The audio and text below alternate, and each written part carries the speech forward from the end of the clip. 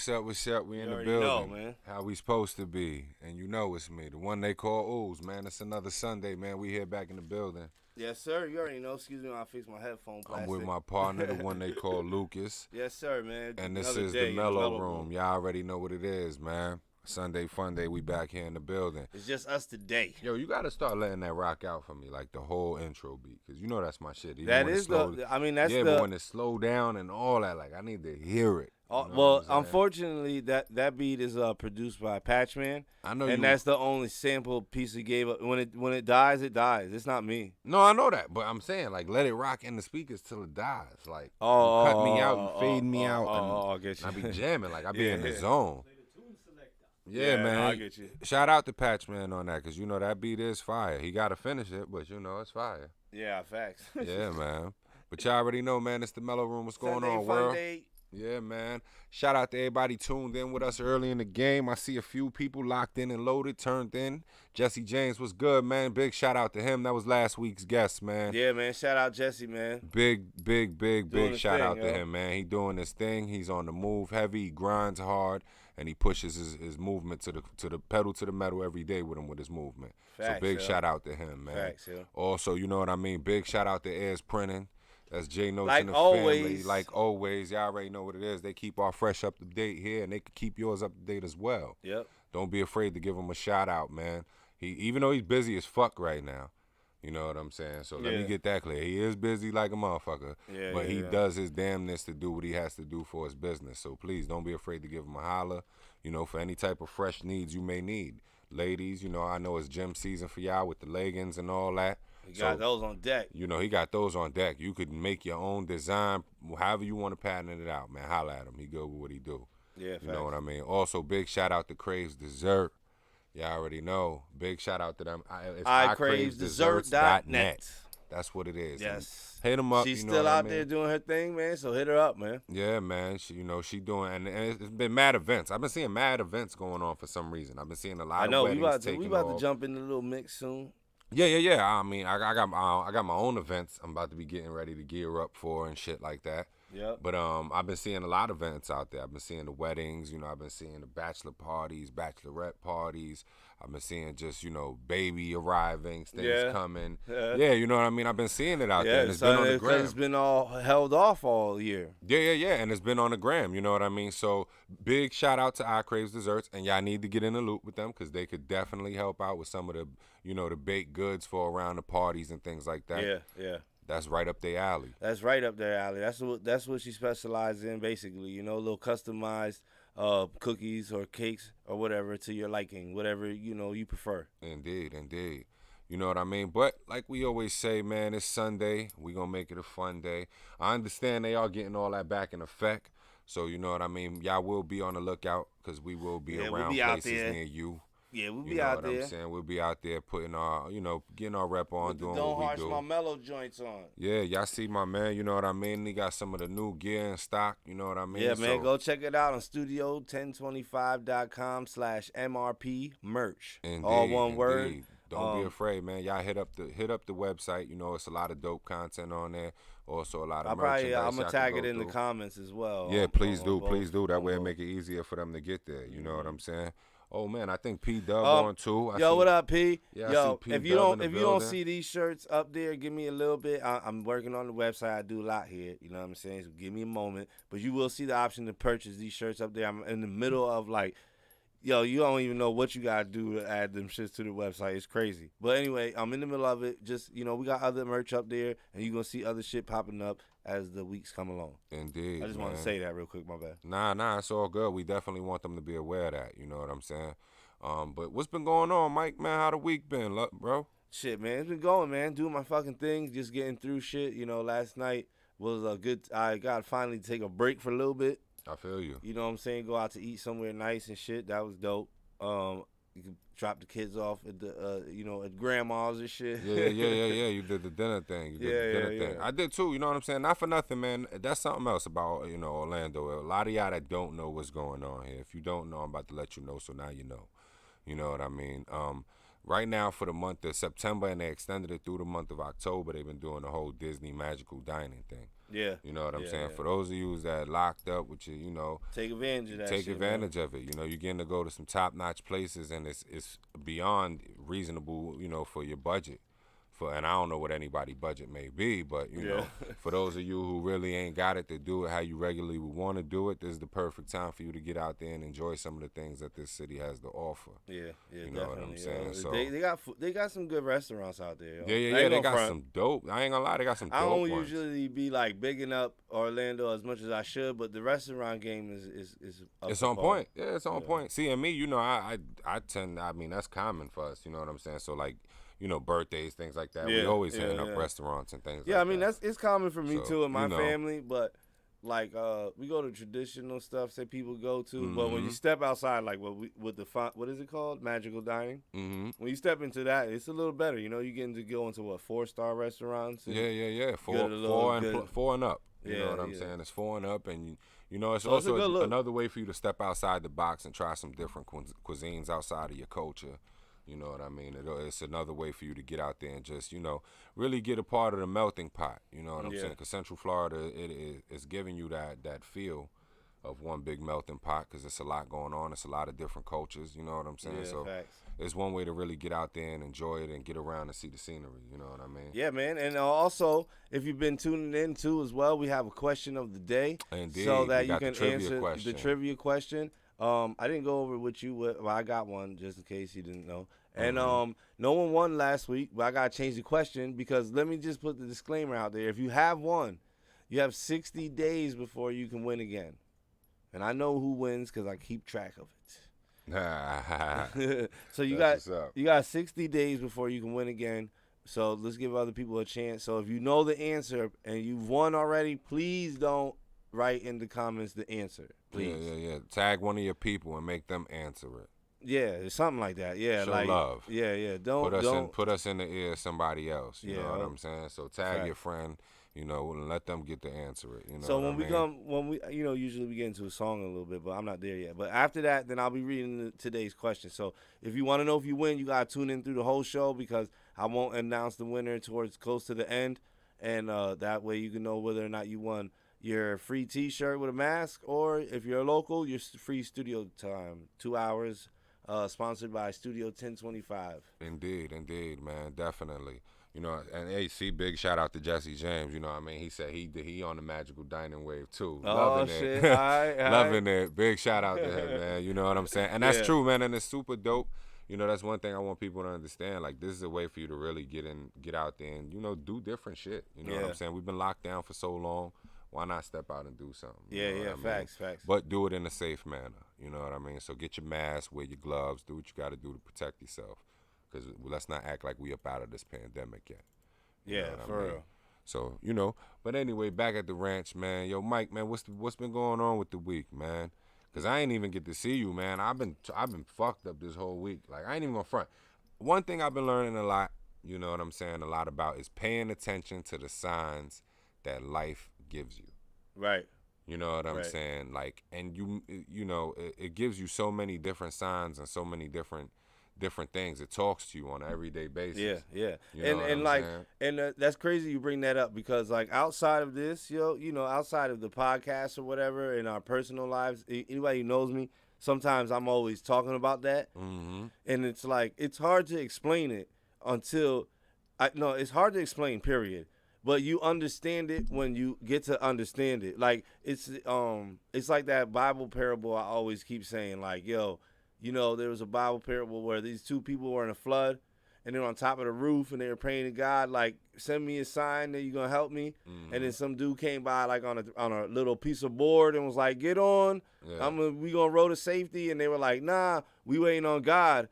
You know what I'm saying? And that guy left, and then so on until a yacht came, and.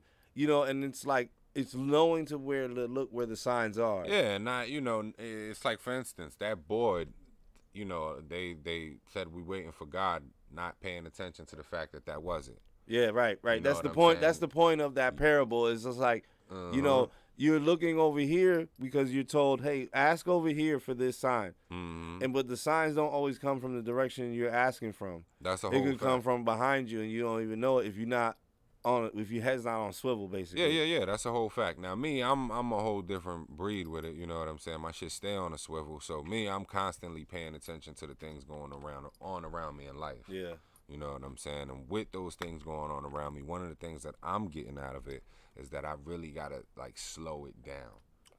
You know what I'm saying? Like I be on the move so much, it be so much going on in my mind. I'm moving 10 steps ahead of what my body's trying to move. I learned this. It's not so much slowing it down. It just comes down to like what your parents used to say, prioritize. No. I don't mean prioritize. Like the reason why I say slow down is because I'm hurting myself. Oh, okay. Physically, you feel what I'm saying? Yeah. Like a nigga almost lost a finger. But prioritizing comes along with that too. Yeah, you know what I'm saying? Damn near broke my neck. You know what I mean? It's like mentally dedicating the time to the task at hand, but not so much that when you're done with the task, you're still consumed by those thoughts. Yeah. You get what I'm saying? That's the thing. I'm not consumed when I'm done with them. Only reason why I've been consumed with them now is because I'm still dealing with other pain thoughts. From them. Okay, yeah. You feel what I'm saying? When you still dealing with the pain from it, that's when you know, you gotta slow it down a notch. You know, you gotta evaluate things around you. You know, add a little bit more finesse and even a little bit more of your touch to what you're doing. Even for me, when I used to fuck up my hands or whatever when I worked, and then now that I do stuff where I can fuck up my hands, like the first thing on my mind is like, all right, I'm gonna do it this way, but I'm gonna make sure that I don't fuck around and do this shit that I've done before. You see, taking that extra concern, which is what I'm trying to say. I gotta start doing that because I'm moving a million miles an hour, and I'm only adding things to my day and to my regimen, to my repertoire. It's only things being added, nothing really being subtracted. Yeah, man. You know what I'm saying? Welcome to getting older. So when it is in that sense and in that realm, you know, that's what I'm getting out of the conversation of me and life on the day-to-day movement. You feel me? Facts. I get what you're saying. Which it ain't nothing wrong. Nah, man. but like I said, man, everybody tends to gravitate to something different because everybody's going through different things. Right, and at their own pace too. Of course. But that's always what I'm trying to explain is like, yo, it's not so much that you gotta take someone's advice and run with it. It's just starting to look within yourself to see what's going on outside of yourself. That's a whole fact. And once you figure that out, things start moving actually a lot smoother, bro. If you don't notice that yet, if you haven't tried, you know, as you're starting to notice it and kind of prioritize your thoughts and the actions of the day, it kind of runs a lot smoother. That's a whole fact. You know what I'm saying? That's definitely a whole fact. Shout out to Ed, man. I see Ed rocking out with us too. Yo, what's good, man? No, I ain't seen Ed in a minute, man. Big shout out to Ed. I haven't seen that nigga in a minute. Yeah, I know he been busy. You know what I mean? Everybody busy on their 1-2, doing their 1-2. Hell yeah. I can't be mad at that. It's life, man. You know what I mean? Yeah. But it is what it is, man. Shout out to the people here in the building with us, man. We got Drew rocking out in the building with us. What up, Drew? Today. You already know. Cypher back here. I know you see him fumbling around behind me. Yeah. Cypher back there doing his 1-2 EQing, you know, Qing the E for something. And the little mess of the engineers room we got here. I see him. Yeah, I see him. It's like the bubble y'all got going on over there. Except for the NBA niggas, it's the engineers bubble. Yeah. Facts. You know what I'm saying? But nah, big shout out to Cypher as well, man. You know, he in the building rocking out with us. And it's always cool when we got Cypher in the building too, because Cypher always got some insightful, insightful angles to the conversations in which we be having. Yeah, facts. It's facts. What, he mic'd up, right? I mean, he got the earphones on? No, I don't know if he's not mic'd up or No, he's not mic'd up. I meant, is he in the zone with what he doing right now? Oh, no, he's cleaning up back there, actually. Okay, Cypher, what's good, Cypher? Yeah, I'm just chilling, man, doing the behind-the-scenes work, you know. My guy. You drinking that Heineken. Yeah. You don't be doing brand rec. Well, Heineken don't pay us, man. Put that bottle. Yeah, nah, we got to get them. They're going to have to sponsor us before we start showing that type of merchandise on our cameras. You feel me? Yo, it's MELLO-ROOM, Sunday Funny like we usually do. Thanks for everybody who's been tuning in and out. I'm watching y'all. We going to get into this first song of the day, man, because we ain't got no special guests, so you get to hear us bullshit all day. But we always going to do what we do and play the music. You know what it is, So let me pull up a folder here. And so we can get some music rolling, the first one of the day. Yeah, let's jump into a Jesse James, Sean. Yeah, yo. Shout out to Jesse James. You know, he rocked out with us last week. That was our guest. Yeah. You know what I'm saying? Yeah, and we had a lot of fun. You know what I mean? We had a lot of fun, you know what I mean? Yeah. You already know he had a whole lot going on. He told us about his movement, you know what I mean? Let us know about some of the things he got coming up. Yep. Also, he had a little brand, merchandise repping, you know what I mean, with the Zaza. Yeah, and I seen him posting up. He got hoodies out there and too, man. So Yeah. I see him getting in on the clothing wave. Go follow him. He got a lot going on, man. That's a Yeah. rock star for you. You know what I mean? Yeah. So he's gonna keep a lot going on in the repertoire. You know what I mean? But big shout out to him, man. Let's jump off one of the joints. Yeah, man. Of course, yo. And I'm gonna go with Got That, yo. You was bringing up Zaza and all, and I was feeling that shit that day, So we gonna go with Got That by Jesse only James, right. yo. You already know, man. Shout out to Jesse James. We gonna play that joint. Got That. Facts. GFE shit, bitch. Ow. These niggas be capping, these niggas be capping, these niggas be capping. These niggas be capping, these niggas be capping, these niggas be capping. Bitch. I got that Zaza, got that Montana, got them Perkies, got that codeine, got that dog food, got that crystal, got them chopsticks, get your issue. Bitch, I'm rolling in some shit that look like igloo. When you hear the whistle, you gon' see the missile. Yeah. Got that produce, got that whole food. Got that wholesale look like soul food. Got that gold juice, got that reduce, got that snow juice, got that get loose, got that pickle that shine like nickel. I'm in the coupe with only 2 doors. Sit on your friend's lap, enjoy the tour. I'm up 50, nigga, you see this score. I got that 2-tone look like a pack of small. I'm in the mall, shop at every store.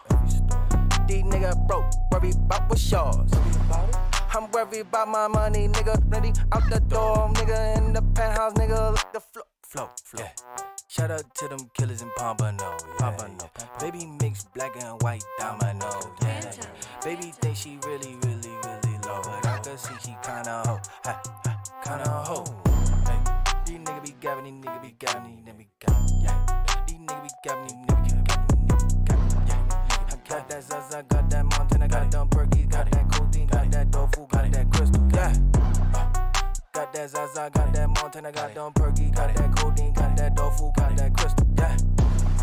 These niggas be capping, these niggas be capping, these niggas be capping, yeah. Getting money, bitch, GFE. Phantom. GFE shit, nigga.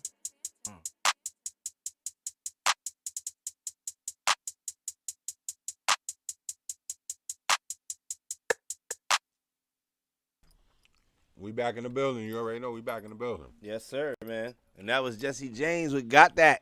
Got that. Nigga snagging. Yeah, you already know I'm snagging. I got that. You got that. I got that. Yo, shout out Jesse James, man. Big shout out to Jesse James, Go man. follow that brother, man. He got that right man. now. He got a large movement.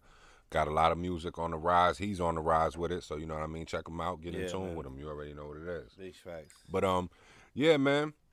It's been a long week. You know what I'm saying? We've been doing our 1-2. I'm sure y'all been all in tune with what's going on with the world because everybody's paying attention. If you like Drizzy Drew over there, you probably locked into your phone. Yeah. He's glued into the phone. Glued into that shit. Yeah, I had a social You watching dilemma us, moment. right? Yeah, all right. I had a social dilemma moment right there, right? If social you're dilemma. not watching us, you fucking up. I'm going to throw something at you. Yeah. You know what I'm saying? He said what? Yeah, right? Caught him, threw him on the spot. Bam. How you love that? But nah, man, you know what I mean?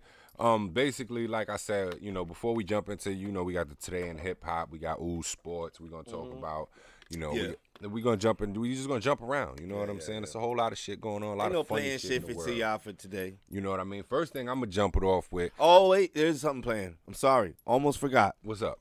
Got to get this question out before it's too late. Oh, yeah, shoot the question. I ain't even, see, this is going to be new to me, too, because you ain't even asked the question. No, I didn't. I didn't get a chance to. It was something quick. Mm-hmm. You know what I'm saying? Because just so y'all didn't know, hit up studio1025.com if you looking to get your audios recorded or you're looking to do your own podcast. I got all the stuff you need here, man. I got a green screen. I got a background. We got an engineer. What is it called? An isolated booth. You know what I'm saying? We serve merch here. So, man, if you're looking to get studio time booked and all that shit, go to studio1025.com. You can book us through there, or you can call us at 407-930-0307. That's what I've been doing all week, man. It's just buttoning up shit here. You know what I'm saying? Nah, I seen it. You already know. I seen So, I'm like in full work mode now. So if y'all ready, I'm ready. All right, so let me get into this question real quick. And like my partner said, man, don't be afraid to hit us up. We here to help, you know what I mean? And we also here for y'all dispose, you know what I mean? Because at the end of the day, y'all got things y'all trying to accomplish. Facts, yo. It's ideas and art visions. We trying that to need spread be the brought to arms life. too, you know? Yeah, definitely. It's visions that need to be brought to life, and we here to try and help bring them visions to life. You know what I'm saying? Yeah, like, so with that being said, with our generosity, what we're going to do is I'm going to read off this question. Whoever answers first in the comments will win the prize. It's either a T-shirt, or if you're local, you can get studio time. You can trade the shirt for the studio time if you're local. Mm-hmm. I'm not going to do it for out of towns because I don't know when the fuck you want to show up. Oh, fact. But, yeah, so let's get into the question. Let's do that. All right, it's an easy question. I mean, it's a short question. Maybe not be easy for everybody. Let's see what we got going on. All right, this is so you're going to have to look this up so you can learn some shit today. Mm. All right, name 4 types of bears. No, you can't. You can't name them. I'm doing it in my head. Yeah, man. This is for the people, the viewers watching. Don't listen to this guy. All right. The question is name 4 types of bears. I'm gonna write the question in the comments in a minute, just so you know. And one more time, the question is name 4 types of bears. That's easy. I got that. It's easy, right? I mean, it's easy if you know bears, I guess. You know me. I love bears. He said, "I love bears." You know, I know me 4. Yo, I'm saying, well, you're from the city more, so you don't encounter as much bears. I am a bear. I'm one. He said, "Mitch." You know what I'm saying? I ain't even gonna say the other one. Yeah. I'm about to throw them out there. That was about to give them away. But nah, I know, right? Yeah, man. But nah, like I was saying, it's funny that's funny that you made that the question of the day. Really? Yes, it is. Because the first thing I'm gonna jump off talking about is you seen your man Don Atler.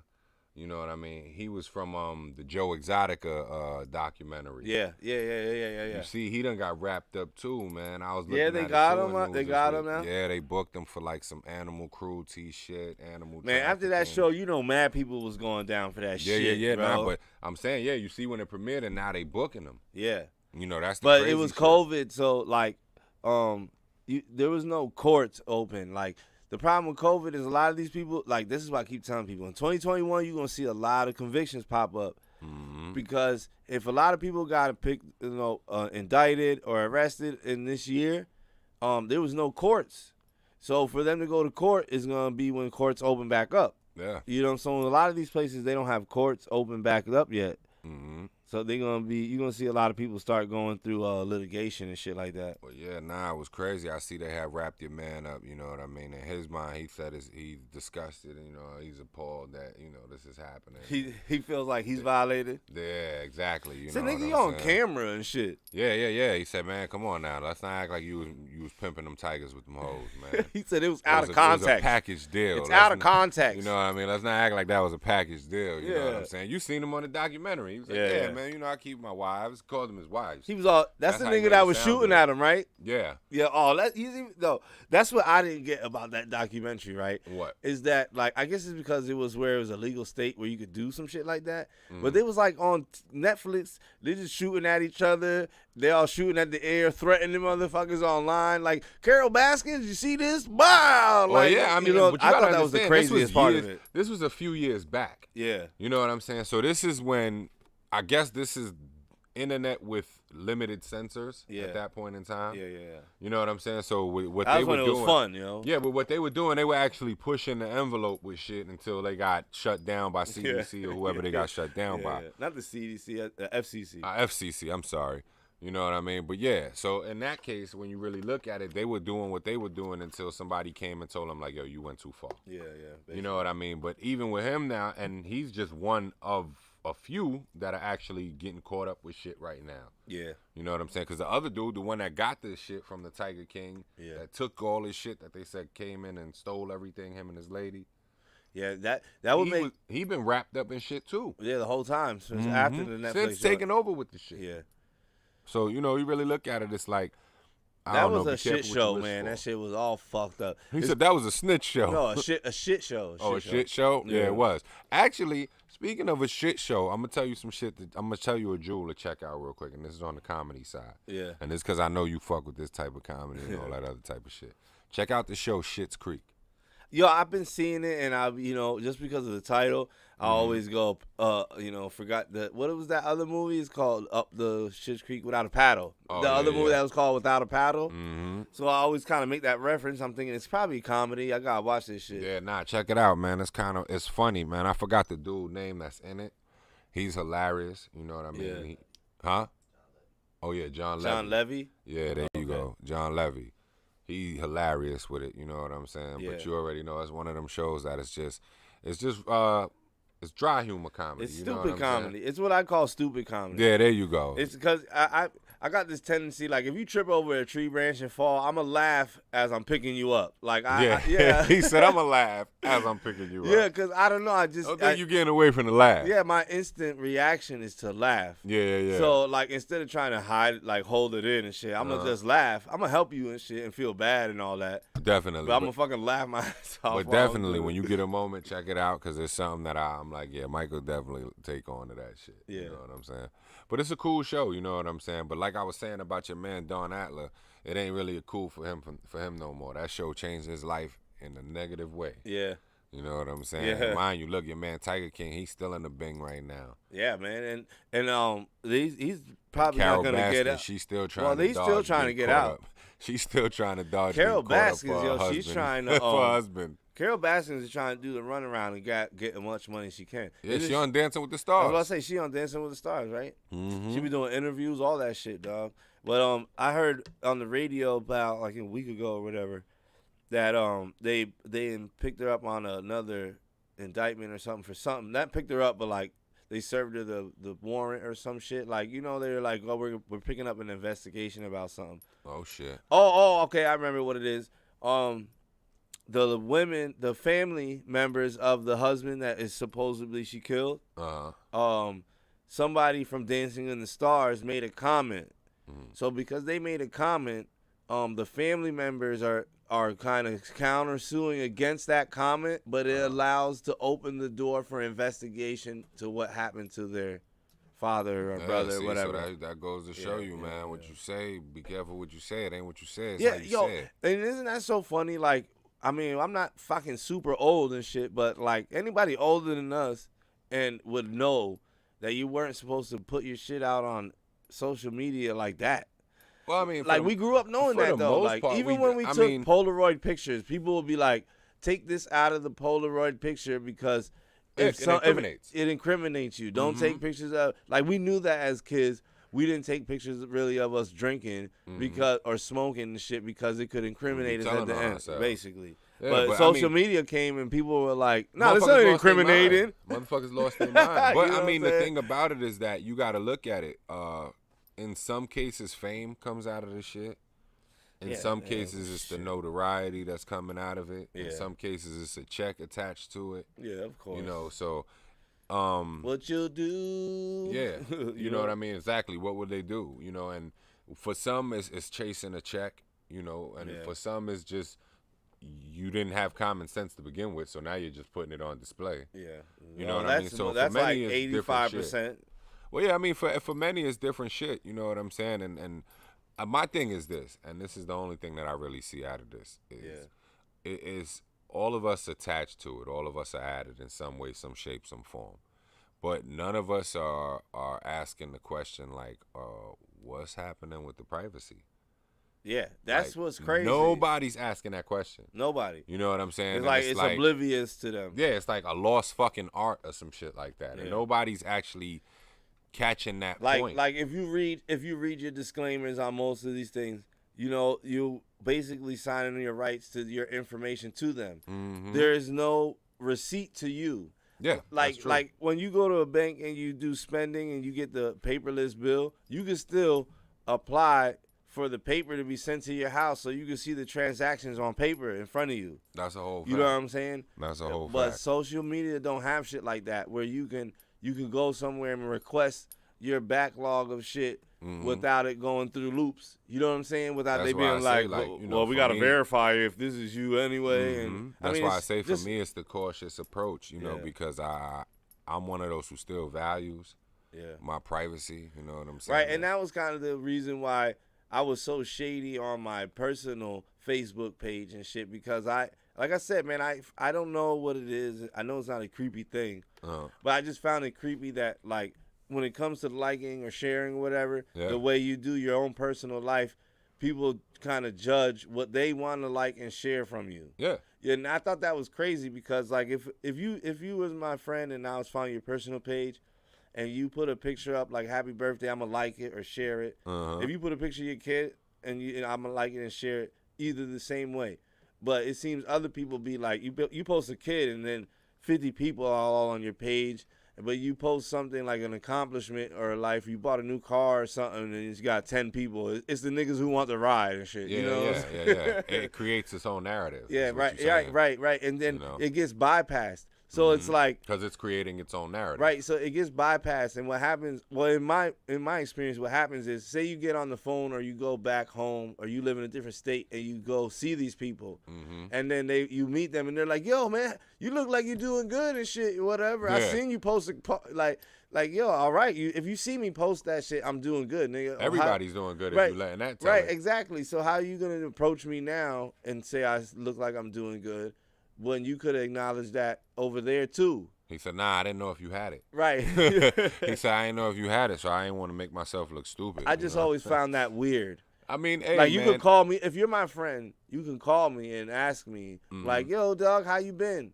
Yeah. You know, but if I post it on social media, you take it as a grain of salt until we run into each other or wind up talking on the phone. I mean, you got to think about it. Those are that's like the people that post shit on social media and they'll be like, yo, I know you seen my shit, son. Why you ain't like it? Like, how you know I seen your shit, nigga? And even if I did see it, and I may have liked it, like, I'm not doing that at the moment. Yeah. You know what I'm saying? Like, I'm not going through looking like, all right, I'm going to tap this, I'm going to tap this. Even though that's part of it, too. This is the thing. That's part of it. I guess it's partially that they're so locked in with this app that was created. Right. That they're following every step of what's supposed to be done on this app. Right. I'm not locked in with the app. They're like that. If you get a TikTok, you got to do the dance. Yeah, shit like, you don't make no videos, you don't be posting no pics, you know, and that's because they're so locked in with the app. That's where I get lost with this. Not that I'm lost in social media. It's just that the people will be like, some people will be like, yo, Instagram is where it's popping. You got to post on Instagram all the time. Yeah. Then you do that shit and you never pop. But then on side Facebook, you start getting more likes or whatever on Facebook. So you try to jump over there and flood that. And then meanwhile, it ain't even. And it's like, yo, for instance, it's like I ain't got to do much of shit. You know, you could like, repost, and share the shit that I'm putting up and posting, and that's gonna increase right there. Right. You know what I'm saying? Right. So for you to be like, oh, I gotta post every few minutes or do this every few minutes. Well, you watch Social Dilemma then? Huh? You watch the Social Dilemma shit? I've been watched it. Oh, so you get what I say when trying to flood the algorithm with different shit. Yeah, I think we could beat that. That's why I said we're creating its own narrative and all that. I've been watched it. That's why I was telling you. I think I had told you to watch it last week or something like that. Nah, I started watching it is what I told you. Yeah. I have already started, but I didn't finish it. You had finished it. But with that shit, you know, I was on it. But my whole thing is, it's funny because, like, and even without seeing that, I was already one who had the mind frame. Now, who had the mind frame like, yo, it's crazy how this device is changing the way humans. I saw it in dating apps first. I mean, I seen it there. That's when I first felt like that was the hugest transition because I grew up where, like, if you're a shy person, you wasn't getting a date. You had to go approach. You can't say that because we had the chat line on the phone. But still. And even if you was a shy person, like, I ain't gonna lie, I know a lot of niggas, and I don't mean to be throwing niggas in my hood under the bus. I love y'all niggas to death. I love y'all niggas to death. Yeah. You already know. And I've done it myself. I partook in it myself. So, hey, don't shoot the messenger. Yeah. You know? But when we had the chat line, you know what I'm saying? And niggas could be shy. You could be whatever you wanted to be. Right. But that's you my also point. had the power to be like, yo, meet me here. I'm gonna have on such and such. Right.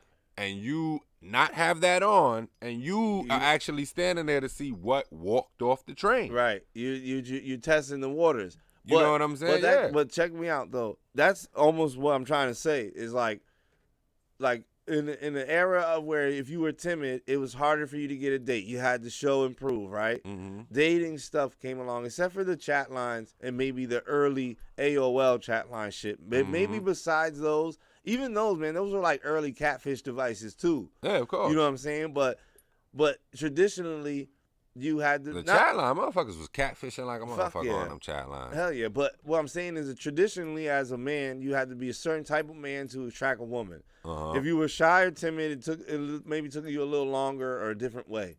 When dating sites came along, or it maybe be stemming from chat lines, it became easier for someone who was timid and wouldn't approach a woman to show who he is before they even meet.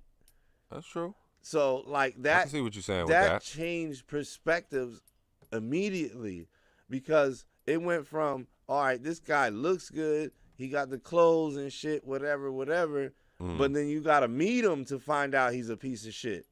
True. With this other shit, with dating sites, you come to, this nigga looks like this, but he's a piece of shit. So, swipe You left. really won't know if that piece of shit until you sitting next to them. But according to their profile, the way they do, there's an algorithm to the way they set up profiles.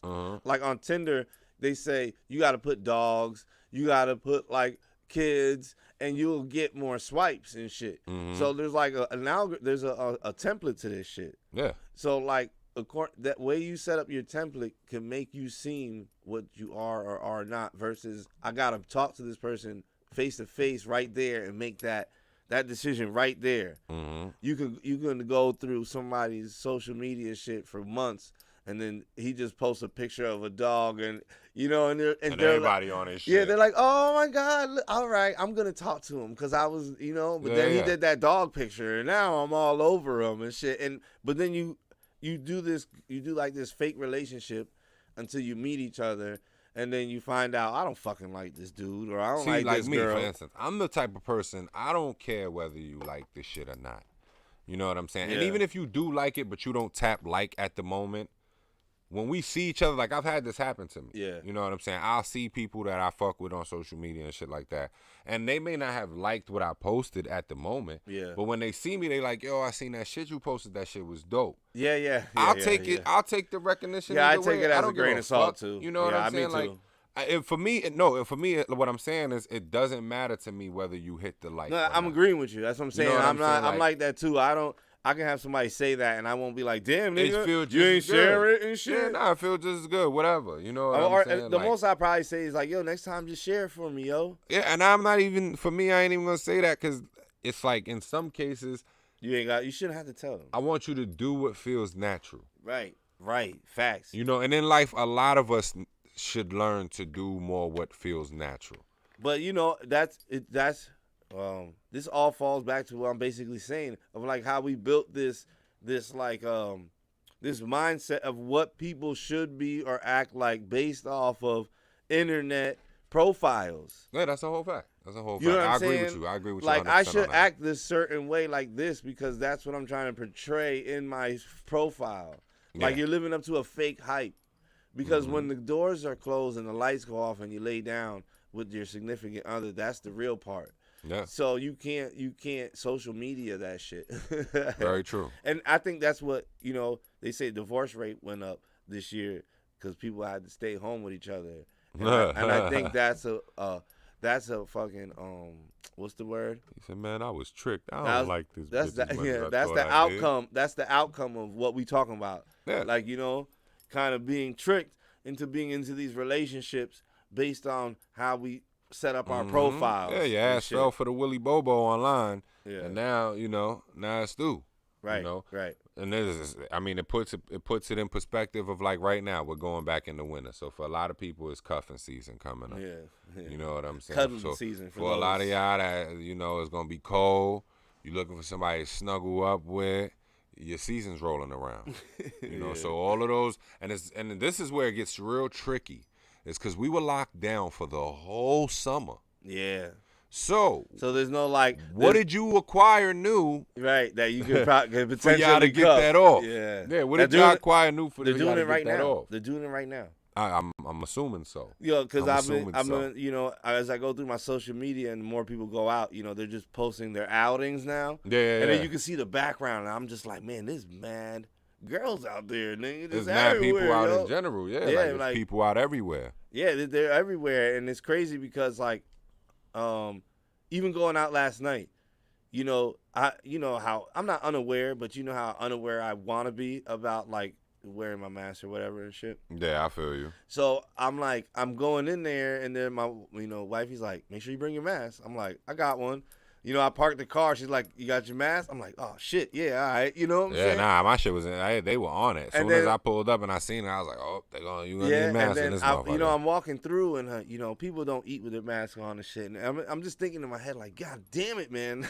Like, I want to wear this mask, but I'm doing it, and you don't realize like we're still in it. Man, people are going outside, but we're still in this shit. But we're still kind of consumed by it. I be walking in places feeling like what's that Tom Cruise movie where they have Vanilla Sky? There you go, Vanilla Sky. My favorite fucking movie. I be walking in places feeling like Vanilla Sky. I be having my face mask on. I be looking at people. I be like, oh. My favorite scene is that when he was in the rave scene, nigga, and he had the mask on and shit. Yeah, but nah, that shit is real, man. It feel like everywhere you go, it's feeling like a masquerade, as much man. as like this is my point about perception. You know, this goes back to when you was like looking for the signs. Mm-hmm. And this is why sometimes I be like, when I get serious, I be like, yo, I'll be real with you. I see different. Yeah, like I see the same shit you see, but it just seems different now. It's just kind of your brain interprets it different. Right, and then that's what helps me find those signs easier. Yeah. Because it's literally, you can ask and it could be literally given to you in the same moment. If you are aware of where the signs can come from. And it's literally everywhere. So that's what I mean. I'm aware to everything. Like, if I ask for something, you know, the universe or God, whatever you want to call it, because I don't get religious on here. Mm-hmm. And you're looking for the answer. It could be as simple as your daughter coming in the room and just saying, like, 4 words. And you just paying attention to those words that she say. Mm-hmm. More than it just being words that she's saying. Yeah. You know what I'm saying? And those are kind of the signs. I feel you. You know what I'm that's saying? a whole fact. I feel you on that one, man. We're going to get into another joint, though, man. We don't want to get too drowned out on conversation for y'all because we already know what time it is. It is Sunday. It is another fun day. And it actually is looking like it's a decent day out. So I don't know. I'm sure the rain came early. That's what happened. Yeah, you know, so I'm sure people out there moving around doing they want to.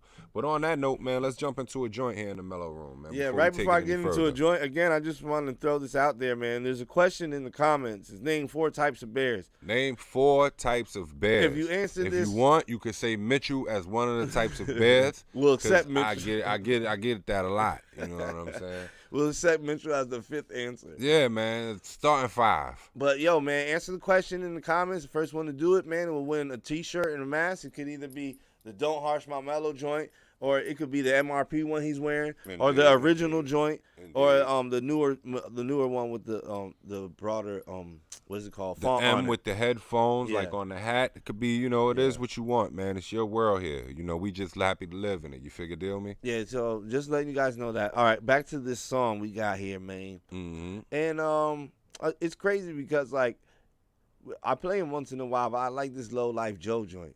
Okay. But I usually play Oceans Crashing.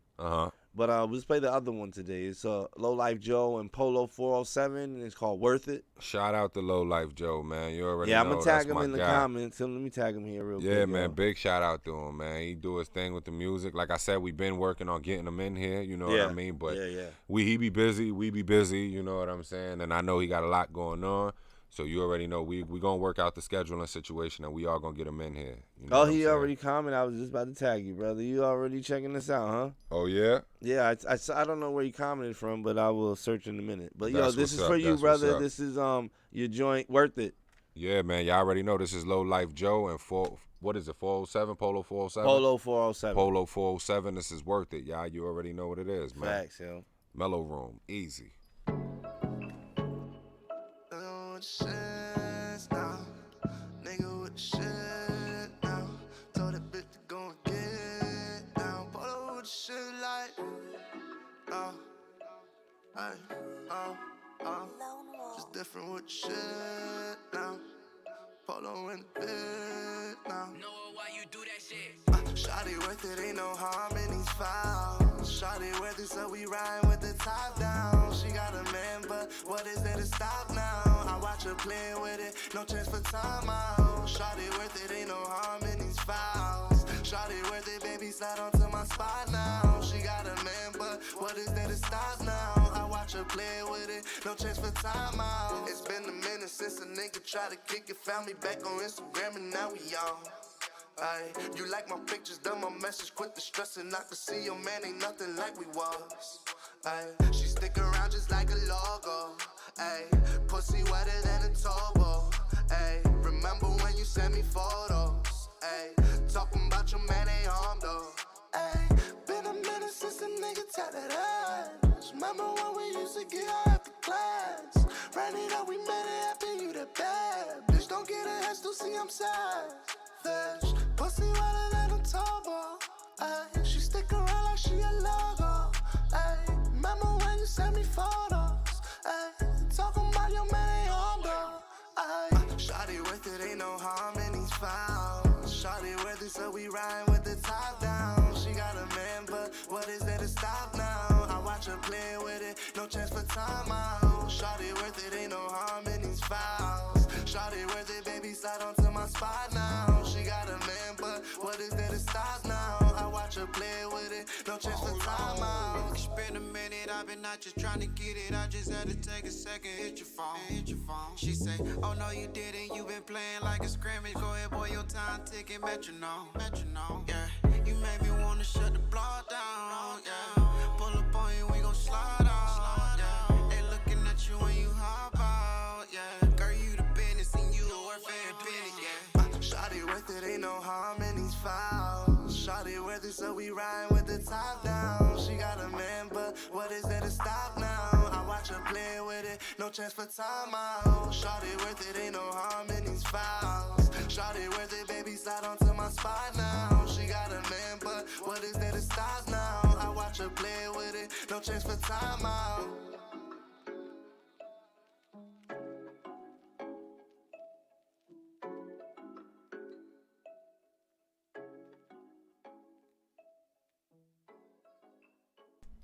We back in the building. It's the MELLO-ROOM. Shout out to Low Life Joe. You already know what it is. Shout out to Low Life. What was the name of that one again? I'm so it. curved in on Oceans Crashing. No, this is worth it. That one was worth it. Yeah, Polo 407 and Low Life Joe. Shout out to them brothers, man. Yeah. You already know what it is. And I'm gonna just say this. You didn't get it, Joe, but I'm gonna, you get a chance to keep going. It's not that you got them all wrong. You just got one wrong right now, but I'm not giving the hint out. But, yeah. And nigga, I'm a mega bear. He said a sloth bear. Get it right. He said, yo, how you letting niggas violate you in the comments like that? Let's get it right. But yeah, but you already know, back at the ranch, man, I'm the one they call Ooze. This is Sunday Fun Day. It is the MELLO-ROOM. Got my partner Lucas. Y'all know what we here and what we about, man. So moving along with the shits, y'all already know what it is, man. You seen I was gonna hit you too, cause did you get to check out what was that joint that I was gonna send you? It was something on it was something that I was looking at online that had to do with what we was talking about with the I'm fucked up. What? I just froze. Nah, because I'm trying to remember what I was going to send you.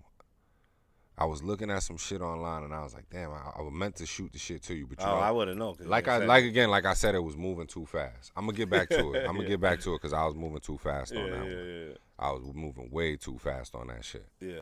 But y'all already know what it is, man. Like I was saying, back at the ranch, man, we going to jump into Today in Hip Hop for Mike. Today in Hip Hop History. You know what I mean? We always keep a lot going on with Today in Hip Hop History. Well, we like to at least pay some kind of homage, you know what I'm saying? Being that we kind of gear this show around music and, hip-hop culture and shit. Yeah, that's the whole fact. For us, it's only right to know where we came from in order to know where we going. I don't give a fuck if the segment's boring or not, but I'm still going to pass off the information. Yeah, so that's the key thing in life, man, is to spread knowledge. Yeah. You know what I'm saying? That's at least one thing I learned growing up. Mm-hmm. If I ain't learned shit, He said, I'm gonna learn how to spread this knowledge though. Yeah.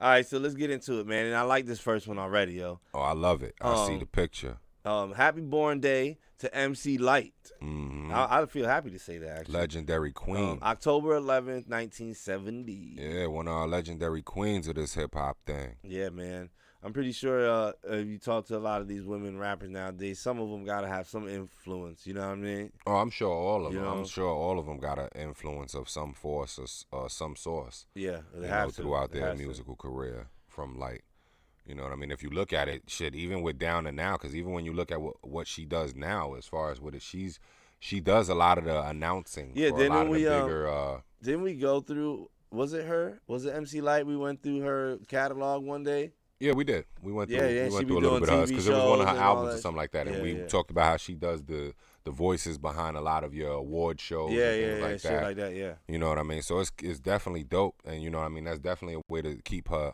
thumb on the culture. You feel me? Happy Born Day. Yeah, definitely Happy Born Day. And this guy, I actually saw. I didn't get to watch it, but I think no, it wasn't AZ, was it? Was he on Drink Champs? No, you talking about Nature. Nature was on Drink Champs. Nature was one of the newer ones. You know, on well, Drink Champs. speaking of Nature, this guy, Do or Die, AZ released his debut album, Do or Die, October 10th. That's definitely big. Shout out to AZ, another Brooklyn native. It's another Brooklyn native right there. You know what I mean? And definitely big shout out to AZ. Most recently, he's been talked about a lot for the track on Nas's album, the Full Circle joint. Yeah, because they did that. Once people Firm got joint. to hear the Firm joint and they got to hear them back together again, and they got to hear actually the original members. Yeah, right, you know what I'm saying. Yeah, so you know, first it was that first it was the excitement and everything that came out of that, but then it was like who had the best verse. Yeah, right. You know what I mean, and who sounded like they were still.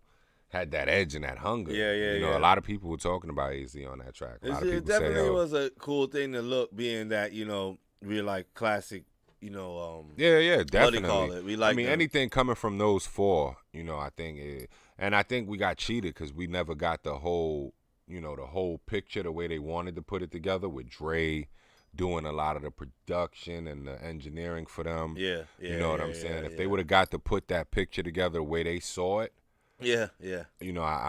I don't know. I think we'd have been talking about the Firm as a group. You know what I'm saying? Yeah. Alongside of their own. I would, but I feel like, not that I feel like, but I wish they would have went further because I feel like the Firm as a group would have been awesome because they was at that time, like Fugees and you know what I'm saying. So it's like it was the thing, Wu-Tang, the Fugees, and all. Yeah, I mean, it would have been. It definitely would have been dope, and I think the thing that would have been dope about it would have been that they all had individual success already. So to unite that and then turn it into something powerful would have been super dope. Yeah, you know what I'm saying. But big shout out to AZ, man. This right here is one of them projects, and that was actually one of my favorite joints from him, the Do or Die album. Yeah, me too, man. I like AZ as a rapper as well. Definitely. Let's moving on here. KRS-One. Yeah, man. He released his second solo album, KRS-One, October 10th, 1995. Same year as AZ joint. Yeah, same year. Big shout out to KRS-One. It's crazy too, because if you've been seeing a lot recently, he's been around for a while. You've seen the chatter about it. You know what I'm saying? Because they was talking about doing the whole versus thing and all that with him. Yeah, and I seen the conversation. KRS, I kind of go with the LL side because KRS said LL can't hang, man. He said LL won't last. I feel like. Conversation that I heard somebody else talking about, like on a different show and shit. Oh, when they analyzed it, when they broke it down. I mean, I ain't gonna front. I'm one on the LL side too. I think LL would be a dope. No, I mean, this is what they were talking about. Like on a technical side, if you think about it, right? LL got. Matter of fact, I was watching Drink Champs with your man. The what's his names? E Nicks and what's it called? You seen that one? The guys from Violator. Yeah. So they would Nori said something that I agree with too. And he was like, LL got the lady records too.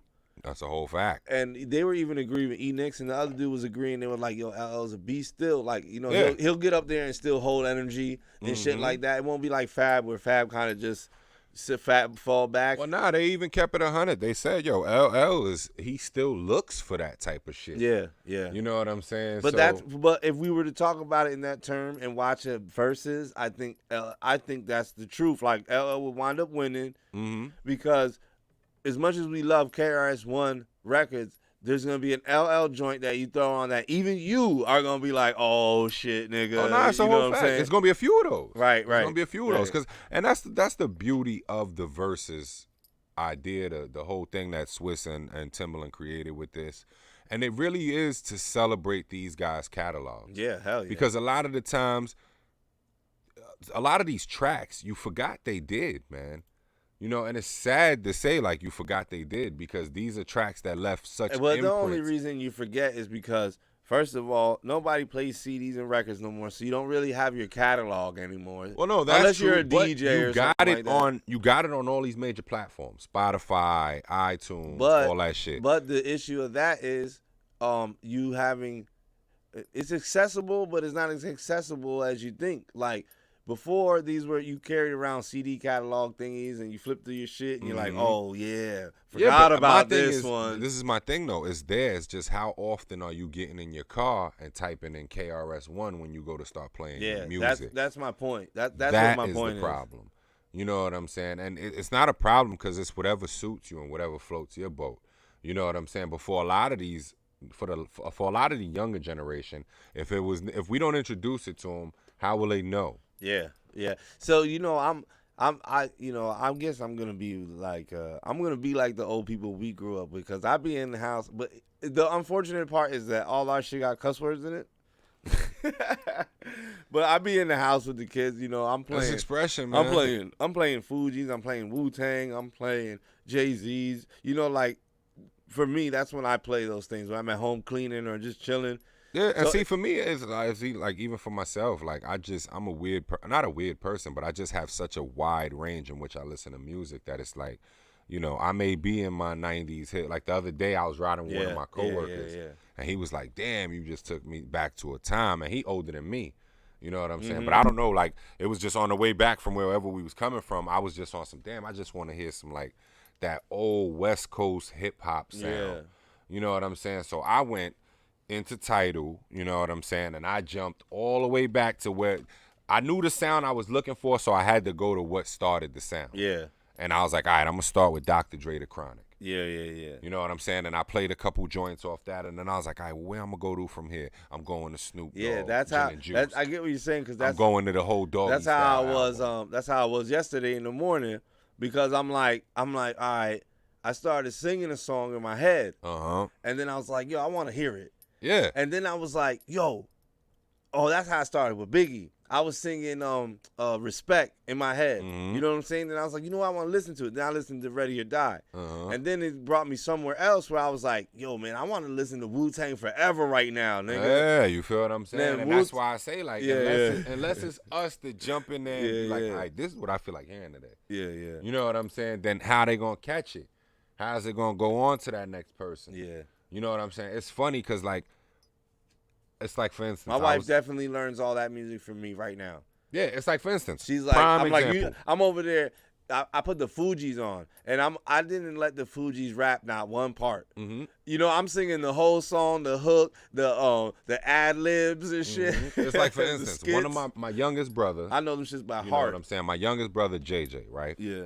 He's got a very wide range of music. Like, his ear for music is so different. Right. One day I came in, mind you, I got him.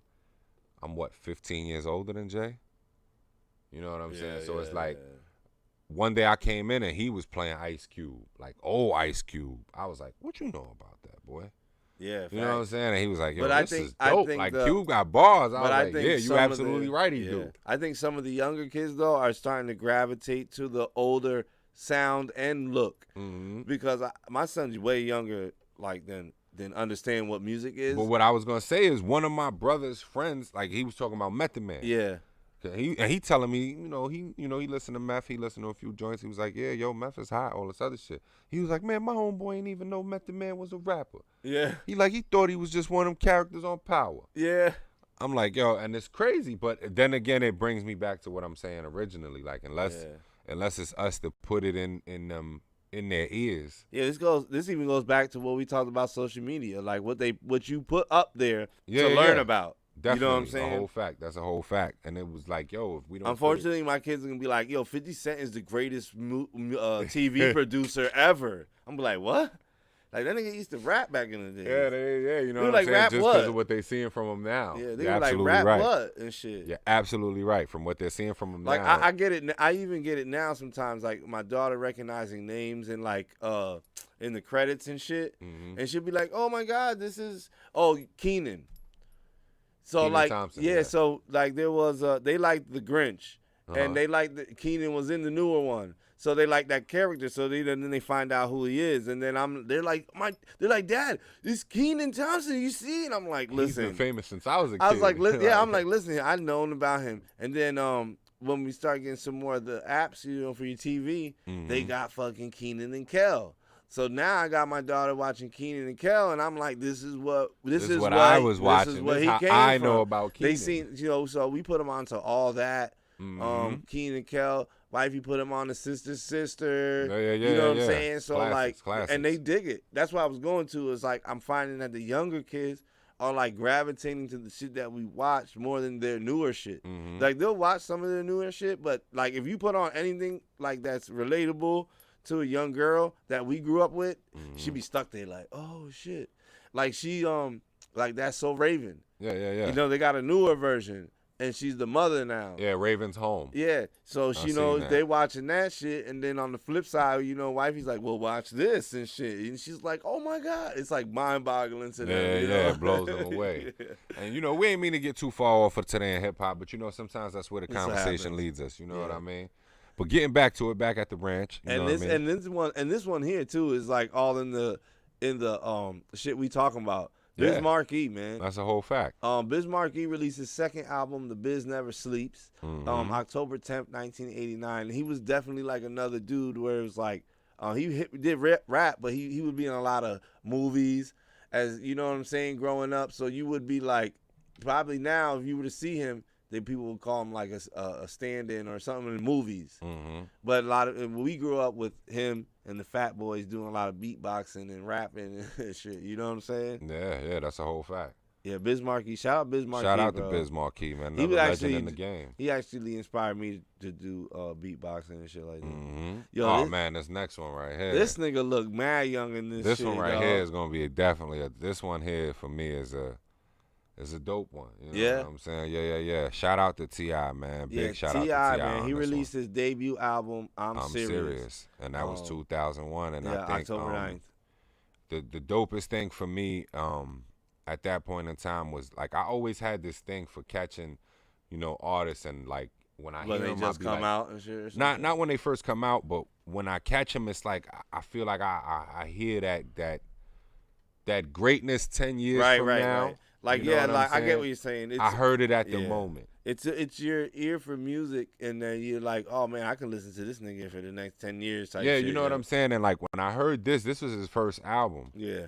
You know what I'm saying? And like his first album to the public, they didn't get its fair shot. You know what I mean? Because of what he was going through with label situations or whatever. And different times. Yeah, and different times, whatever. But it's like certain shit that you hear on albums and that you hear from artists when they're, throughout the listening process of the album, that you like, oh shit, this dude was like a lot more advanced than the people that were around him coming in at the same time. Yeah, the shit that we were listening to then when he came in, he had a little bit more advancement on what we were listening to. A whole fact. That's a whole fact. I don't want to say other rappers. And I mean, it's hard to say that because him and 50 really got popped off at the same time. Yeah, 50 was definitely and like 50 catapulted. Yeah, 50 was definitely like another person that came in and kind of changed what we were listening to, but it sounded good. Yeah, he really like his first album put him at such a plateau, and it put him in such a space. You know what I'm saying? And really to the industry, that was his first album, because to us, Power of a Dollar was still his first album. It was. You know what I'm saying? But as far as with Get Rich or Die Trying, that catapulted him and put him in such a space where all of those other artists that came in at that time with him, you weren't giving fair ear to. No. You know what I'm saying? Yeah, that And just sucks about new music. the like, dope you know shit for what I'm me saying? is that I was People one of those stay on cats. it for too long. Yeah, the dope shit for me is that I was one of those dudes that it didn't matter what else was going on. I was still catching those. Yeah, I was the 20 CD deck dude. Yeah, I was You still know what I'm catching saying? those artists. I need all 20 best rappers in my CD player right now. So it's like even when we caught 50, I still caught Tip. Yeah. You know, even when we caught French, I still caught Chinks. Yeah. You know what I'm saying? Yeah. Even when we caught a lot of the others, I caught Nip. Yep. You know what I'm saying? It's a lot of those in the midst of it all that it was like, damn, you ain't see that coming? Yeah, for me, like I told you, it was that underground time in my life where after Biggie died and Jay was kind of doing this thing, that was the only thing you could listen to. Really was like Jay-Z, or then you had your groups like SWV and all the R&B shits. But as far as rap, Nas was doing his thing. But when Jay started doing his thing, there was nobody else really. You had Fabulous coming in on that level, but he wasn't in that level. He was more mixtape-ish. Yeah. You know what I'm saying? So for me, I went underground, and that's how I wound up finding a lot of those rappers that we talking about too, like T.I.'s and Nipsey's and Chinks and all them found in the underground scene where I stayed most of the time. Where you was catching the mixtapes instead of the albums. Yeah. You know what I mean? But big shout out to T.I., man, because this I'm Serious album was definitely one of I don't those even joints. know the situation, but I give it up to Cam, bro, because I feel like a lot of those anything in a mixtape that Cam and Jim Jones was on, you would hear a lot of those people that you hear now. Yeah.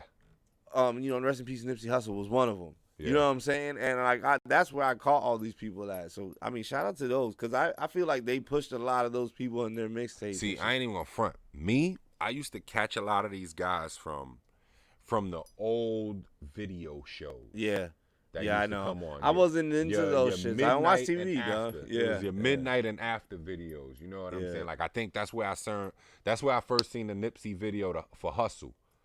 The hustle with him and like he was walking through the hood. It's just a simple video but super dope. Yeah. You know what I'm saying? And I think that was really like his first joint that really pushed him out there to people. At least into the industry where people In recognize hindsight, it. you know what I mean?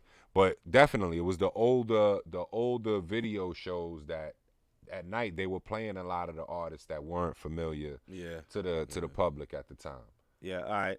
You know, here's another one, man. CL Smooth, man. Definitely. And he was born October 8th, 1968, man. Happy birthday. Shout out to CL Smooth, man. Happy birthday, CL Smooth.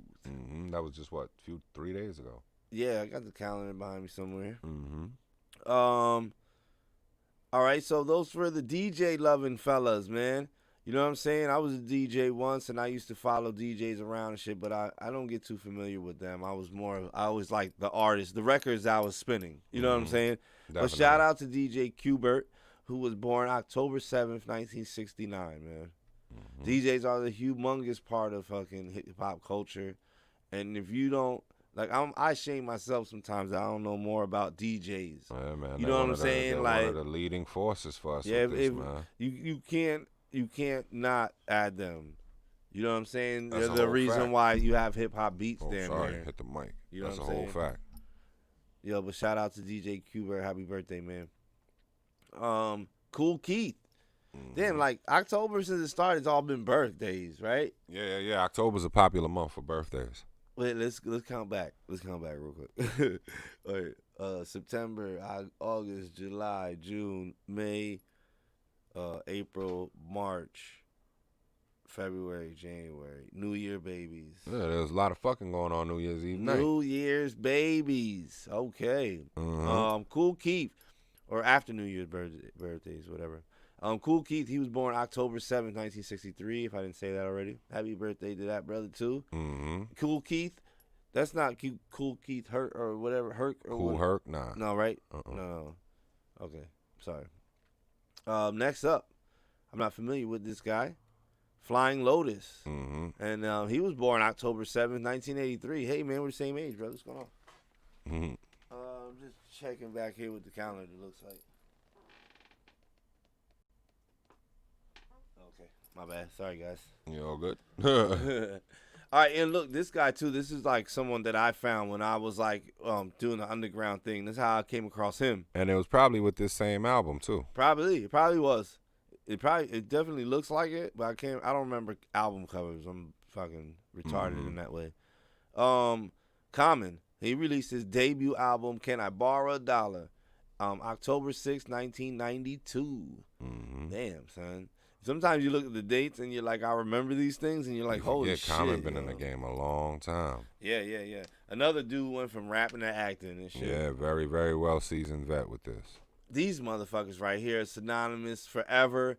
I think every person who gets mellow, you know what I'm saying, is always gonna know who these people are. You gotta love them. Yeah, they made a whole career based off of this shit, and it's Cypress Hill, man. Released their fourth album, 4th of October, I'll call it. But no wait, I'm doing some other shit. Okay, they released their fourth album, and it was called 4, but in Roman numerals.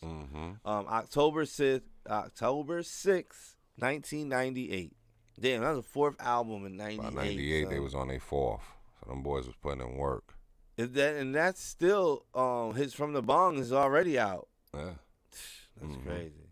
Oh, this is my shit right here, yo. Inspector Deck, Uncontrolled Substance. This is definitely in my CD player. Inspector Deck, he released his debut solo album, Uncontrolled Substance, October 5th, 1999. This was a joint with Breaker on it, right? No. That's Jizza. That's Jizza's, okay. The one where he had like the moon or whatever with the the woo symbol. No, on this album, this one had the Daytona, the song Daytona with your man, man, he's one of my favorite rappers too. I can't remember his name.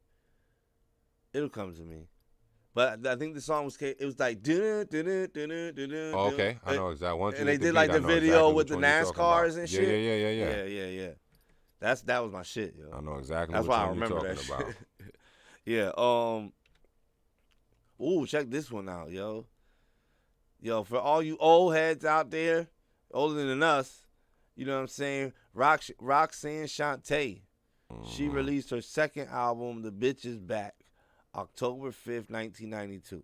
The reason why I say for those who are older than us is because this is her second album in 1992, and you had to be way younger than that she put out an album before that, and we were too young to be able to listen to that shit. Yeah, and it's crazy, too, because I was checking out a Nas interview, and they were talking about one of the shows. I forgot what show it was. What's the name of the show that he got going on Who? On Nas? It had to do with the documentary of Roxanne Shante. Yeah, I know. And I've seen that. Netflix. That's out there. I didn't watch it yet. Yeah, and it's on Netflix. And they said that and they said that in the documentary there was a scene there where she's talking to a kid that raps, and that kid is supposed to be Nas. You know, and she's like, she's asking him where's his shit, and do he got his shit ready? And he like, nah, you know, I'm getting it right. And she like let him know the next time I see you, you better have your shit on point. Right. I'm gonna fuck you up. You know what I'm saying? Yeah. And, you know, they asked Nas in this interview, you know, when he was doing his press run with the album or whatever, they asked him in the interview, was that actually true?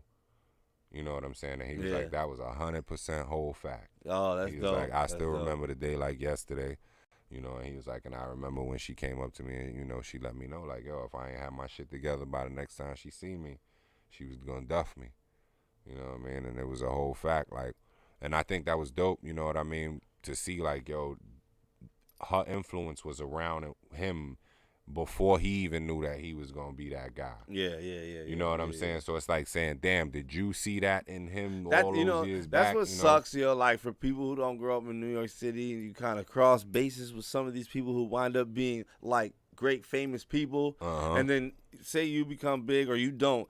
But you always have that story. Like, that's what sucks about living outside of Jersey. Because, you know, people will come from New York and be like, yeah, I was next to what's his name in VIM and shit. You know? And, like, for me, I got to take the train to VIM on a Saturday when I got some dough or something. That shit ain't happening to me, nigga. You know what I'm saying? I feel you. He like, man, why I ain't get to see him when I was at VIM? He must not go there that often. And mine was in Newark. So, you know what I'm saying? I feel you. He said, who going to Newark to VIM? For real. Moving along, man. Yeah. Shante, man. Shout out to that. Shout out to Roxanne Shante. Roxanne. Big shout out to her. Yo, we just brought this motherfucker up. Common again. And he released his second album, Resurrection, October 4th, 1994. So this is what, 2 years later? 2 years apart. Yeah, 2 years Sounds apart. like, and then one thing about it, you could tell from the album and the structures and the rollout that he was a fourth quarter artist. Yeah, They like to put him out in the fourth quarter. Yeah, definitely. Good observation. Mm-hmm. Next one. Ultramagnetic MCs. Wait, didn't we do this one already? Yeah, we're at the end of the list, goddamn. Yeah, they would have started last week's. Oh, shit, that was a short list this week. Mm-hmm. Oh, so yeah, that's it for today in hip-hop history, man. Thanks for tuning in. Yeah, man, y'all already know. And on that note, we about to get into another joint. Yeah, that's today in our hip-hop history, we're going to play a song from... Who have we haven't played in a while? I ain't heard no Hanzo in a while. I ain't heard no... Yeah, you want to play Hanzo on Grime Wave? Or you want to get into like an Anno Benz and Butch? I ain't heard Anno or Benz. Vi I ain't heard Cartel. Butch in a while. I ain't heard Vi Cartel in a minute. I know, that's what I'm saying. Them shits. All right, let's play a Butch Dot joint right Let's go to a Butch joint. here. Okay. Let's play After the Night, I guess. That's After the Night, yo. That's a good choice. Yeah, man. After the Night, Butch Dot, man. Shout out to that brother. He used to call in back in the day. He don't call us no more. Yeah, man. Butch, you need to reach back out. You gotta hit him up. You gotta shout him out on the Well, what's dope is, the way I'm hooking this shit up, right? We're gonna have a call-in chat line. That's You what's know up. what I'm saying? So I'm That's gonna what's up. punch you into the feed and all that. Everybody can hear you. We don't gotta do like the phone hold up to the Yeah. Nah, microphone we'll and be able shit. to do it a lot more official and efficient. Yeah. So After the Night, man, Butch from Coney Island. Big shout out. He in Queens now. Oh, Queens, I'm sorry. He reside in Queens, and he makes sure he let people know that. What's that see? Nigga kind of drunk right now. Damn, shorty over there looking right. Trying to take her home tonight. Hey girl, nice weed. Don't know you, but you probably know me. To sum it up, they call me bedroom. Fuck it up. Last name holla if you wanna know. Could tell by your bag you from uptown, right? But your lips say you stay downtown. Me, bi-coastal. I see you anti-social, but in the bedroom, I think you say what you want to, and do the other things the girls don't do. Not to brag, I beat it up, no jabs. How you walking home like Zab, PYT. Before we leave, I need a CID. Smelling all good and shit. You like your niggas all hood and shit. Pussy all good and shit. But after tonight, I don't know you, you won't know me. After tonight, I don't know you. After tonight, I don't know you, you won't know me. After tonight, I don't know. Bad little mama, around 20-something. Met off the block like Parker the Duncan. Said she never seen me around, but no funky. Said she take trips, say tips off the bubbly. Told I eat the cat like couple quips where the bloods be. Name was Arena, surprised I never seen her. Legs like a horse, couldn't wait to get between her. Lorena had a sister named Kaya, but ain't got nothing on her cause Lorena much flyer. She could blow me dry like clothes up in the dryer. But after the night, I don't owe you. And after the night, you don't owe me. No Butch Dot, same nigga from OT. I won't hold you, don't hold me. And after I tear the cake up, I'm out that door before you wake up. After tonight, I don't know you, you won't know me. After tonight, I don't know you. After tonight, I don't know you, you won't know me. After tonight, I don't know you. Ladies, come fuck with your man and shit. Let's do this one night stand and shit. Ladies, come fuck with your man and shit. Let's do this one night stand and shit. Ladies, come fuck with your man and shit. Let's do this one night stand and shit. Ladies, come fuck with your man and shit. Let's do this one night stand and shit. After tonight, I don't know you, you won't know me. After tonight, I don't know you. After tonight, I don't know you, you won't know me. After tonight, I don't know you. I swear I know how to sing on this shit. What's that see? What the fuck? Yeah, hello? Who? Lorena? Who? Back in the building. Yes, we are back in the building. Yeah, it is the man. one they call O's, man. For those who are locked in and Shout loaded out with to us, Butch, man. big shout out to Butch, man. That was After the Night. You know, that's family. But also for those of you who are tuned in and locked and loaded with us, man, like, share, tell a friend to tell a friend, pass it around like a joint, and make sure it come back this way. You heard? Yeah, man. Share this shit, dog. Let people know, man. We out here. We trying to help support local and more underground, unsigned artists out here, man. We pushing this shit everywhere, man. Mm-hmm. And definitely, if you got a friend that does music and they in the arts doing what they do, send them this way, man. You know what I'm saying? Why not push them to an outlet And to we help like promote and we their like shit? all kind of art, man. We don't mind posting up somebody who do a painting or That's something a whole like fact. that. If you do spoken Sculptures, word, you yeah. paint sculptures, you mold things. Shit, anything you along make the lines of t-shirts art. and you want to try to promote your t-shirts, I'm with it too. Mm-hmm. You know got what a I'm clothing saying? line, things like that of that nature. Anything that's along the lines of art, man, we encourage it. You know, this is what we push for here. This is what we believe in. You know It's what I just mean? called So the MELLO-ROOM because we try to be mellow in here. Ain't no arguing. We ain't gonna get into combative arguing. nah, everything in here is of a good vibe. Yeah, man. So, you know, that's the way we like to keep it and catch it here, you know what I mean? Facts, yo. But we about to get into sports, I gotta make sports, segment sports, windows sports, for this sports, shit, sports. man. Yeah, we definitely gotta make more segment windows and shit. Yeah. So we get shit right, you know, for the people. Yeah. But it's been a wild one in sports, man. There's definitely a lot going on. I think we're gonna start off talking about the NFL. I'm gonna kick it off with the NFL. All right, no doubt. You know what I'm with saying? it. I'm with it. It is a full day today of games. You know what I mean? There are a couple games that got canceled. Plus, I know I'm not to cut you off. I'm sorry, Mhm. but this is why I shouldn't even say this, but I said this off air. Like, you know what we going into, because I know the final game is tonight at 7:30. Okay, yeah. You know what I'm saying? We are going into that. We are going to get Yeah. into that. But first, we're going to kick them off with a little football. Yeah. You know what I mean? And it has been a large day full of games. You know what I mean? There are a couple games that may have got canceled, moved around due to the whole COVID situation. You got a couple teams dealing with a few scares. Prayers go out to those brothers, man. Hope all of them get better, man. Yeah. Can't wait to facts. see everybody back on the field and everything just functioning how it's supposed to go. Yeah. But, you know, back at the ranch, what we are about to get into, I'm going to let y'all know some of these scores because it is a lot of the games still going on right now. You know what I mean? All right. Now, me, on the other hand, I ain't going to lie. My bet game, we're going to find out how my bet game was today. I'm not sure if everybody got onto the app game yet, but I'm going to tell y'all about two jewels. Oh, yeah, you told us last week. I told y'all last week, and I'm going to reiterate them. You I gonna said reiterate them. He fucking I said scratched that reiterate. shit. He said, I'm going to reiterate.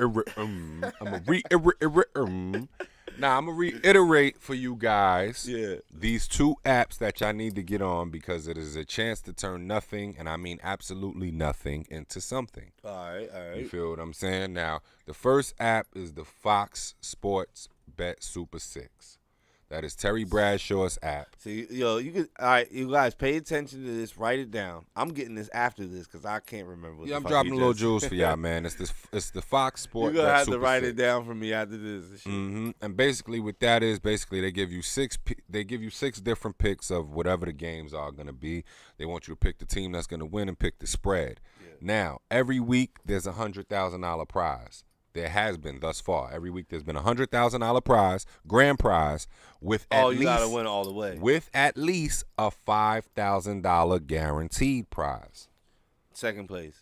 Yeah, in case you guys don't get all the answers, because not everybody's been getting all the answers. Oh, okay. You know what I'm saying? So at least you're making something. But at the end of the day, man, Stimulus check. at the end of the day, it is a quick way to come up on something, you know, that you didn't have beforehand. This is like the advanced version of when we used to play them football pools where Yeah, you pass yeah. around the paper and shit. Yep. And the cool thing about it is you ain't got to put not a dime into the shit. So at the end all be all, it takes nothing for you to win something, which who doesn't want that opportunity? You feel what I'm saying? Everything, well, I guess. And that's one app. Now, the second app that I'm going to tell y'all about, that's the NBC Sports Predictor app. Now, that app, they got a lot more of, it's a lot more within all, like soccer, hockey, NASCAR, shit like that. But on that one, too, they have one for every Sunday night's game. Mm-hmm. And it's just one game in particular. They'll give you 7 questions about that game.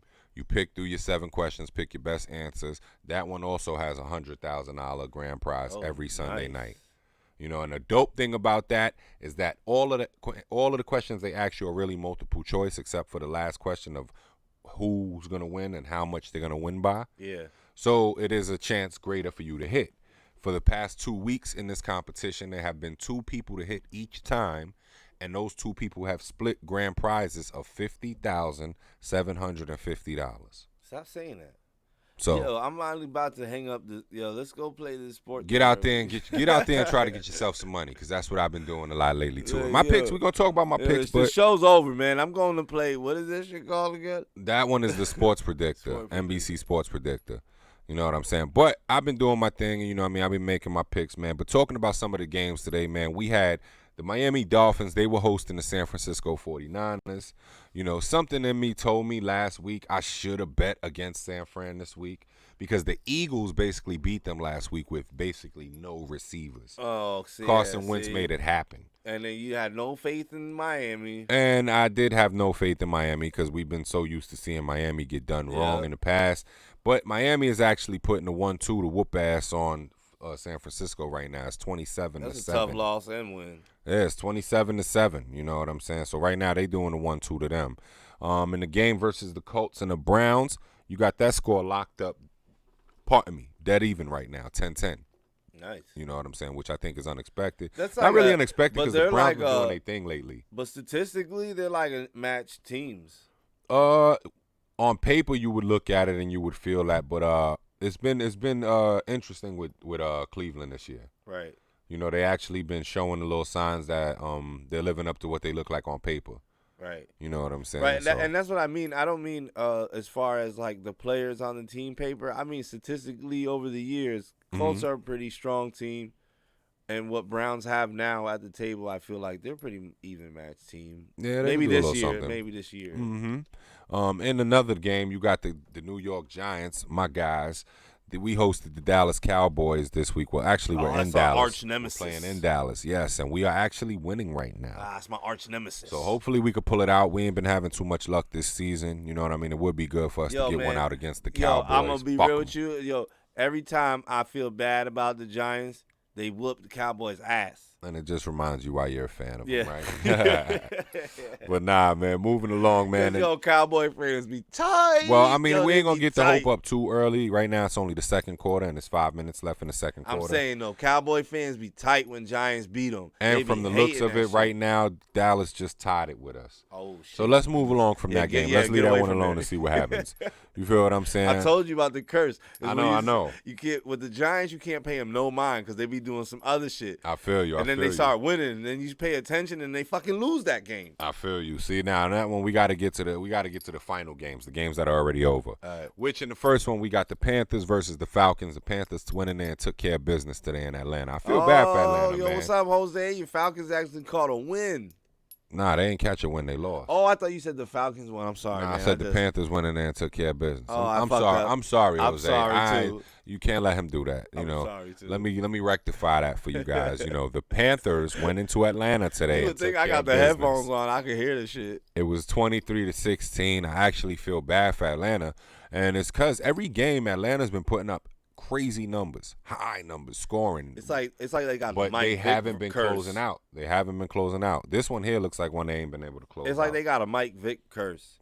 It's like ever since all of that, the Falcons not been a shitty team, but they just been like having bad fucking seasons, you know, like they'll show promise, and then by the end of the season, you're like, Falcons did what? Or like, oh, they're still playing and shit. Hell yeah! You know? And I'm sure in this game here, what will probably be the biggest upset of the day when they do get to talking about it later on, the analysts or whatnot. Yeah. The Raiders actually went into Kansas City and took care of business with the Chiefs. Nice.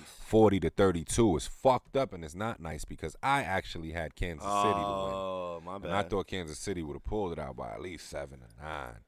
So yeah. So I took the L on that one. Kansas City, I guess, is like one of those teams that's up in the air sometimes with them. Mm-hmm. See, now this is one game here I didn't take the L on, and I pretty much knew this was going to happen. Arizona actually went into New York and played the Jets, and they actually did put the what's happening on the Jets. Score was 30-10. It's like sometimes you want to be like, the Jets won? But then people will laugh at you when you we say both that. having the same. We having the same problem this season. So you want to be like New York won? Yeah. But niggas will laugh. They'll be at like, us what? Right now. Yeah, are you listening to the conversation? Yeah, we go through it. And another one, you got the Eagles who went into Pittsburgh. The Steel City played the Steelers, and actually the Steelers took care of business in that one, 38-29. which actually was the game I was actually checking out before I actually came here today. I've always liked the Steelers, man. I mean, they've been putting it in this season, man. They've been doing it. Yeah, I like Ben ain't been looking bad. I loved them ever since. Even though he says he feels younger than he's felt in years, it doesn't really appear to look that way. But he's still getting the job done for them. So big shout out to Ben Roethlisberger and the Pittsburgh Steelers. I'm surprised about him. Like as much as he's went through in seasons his and longevity's been crazy. and how long he's been in His fucking longevity's NFL, been crazy. and he's still up there talking about, yeah, man. What, he feel like another 2? Yeah. His You know longevity, you got to give it to him. His longevity in this has been amazing. That nigga's taking some special drugs. Moving on, rolling along. said, We got the L.A. Rams. They actually played the Washington football team today in Washington. They still haven't fucking come up with a name for these. Nah, games? they're not gonna do it through the season. If it I does happen, heard it'll be about during that. I the heard about that. I off-season. did hear about that. Mm-hmm. But they actually rode through there and put the headbutt on them, 30-10. So that's another one in the bag for the Rams. Yeah. Moving along, we got the Bengals who played the Ravens. And everybody was looking at it because Lamar Jackson was questionable to play, but he did play. And we already know when he plays, it's pretty much it's a scary thing out there on that field because he definitely get to putting feet all over players. Yeah, man. You know what I mean? Can't. Nah, well, I don't want to say return to normalcy, but I can't wait until I'm gonna have to wait until next season to really get into grasping sports again. Because, we have always, every podcast from the beginning, we've always had this fucking conversation with me about watching sports and how I want to, but I'm busy. And, this year was my time. But you know what I'm saying? And this year was it was taken away. It's so taken wrongly. away, and then I made myself busy again, and now that we have sports, and I'm like, So well, I'm fuck the too sports, busy. man, and shit. Yeah. But nah, Next like year, I was next year, saying, next the year. Ravens definitely took care of business at home today. The score was 23-7. I mean, 27-3. I'm sorry, okay. I had those numbers confused. But they definitely put the what's happening on them. And in the last game of today, you got the Jaguars who were in Texas playing the Houston Texans, in which the Texans finally pulled out a victory. The score was 30-14, and it's crazy because they actually were in stress for a victory. They were like Atlanta right now. Yeah, You know what I'm saying? In which they won today, though, and Atlanta didn't. You know what I mean? We'll see what comes up in the weeks to come for Atlanta. You know what I mean? And right now, at this point, I'm pretty sure they like, man, fuck it. We just going to have to tank this one and see who we get in the draft. Unfortunately, I hate that aspect of the game. Mm-hmm. And like I was telling you guys, with the NBC Predictor app, you have the game which is headlined for tonight, which is the Vikings and the Seattle Seahawks.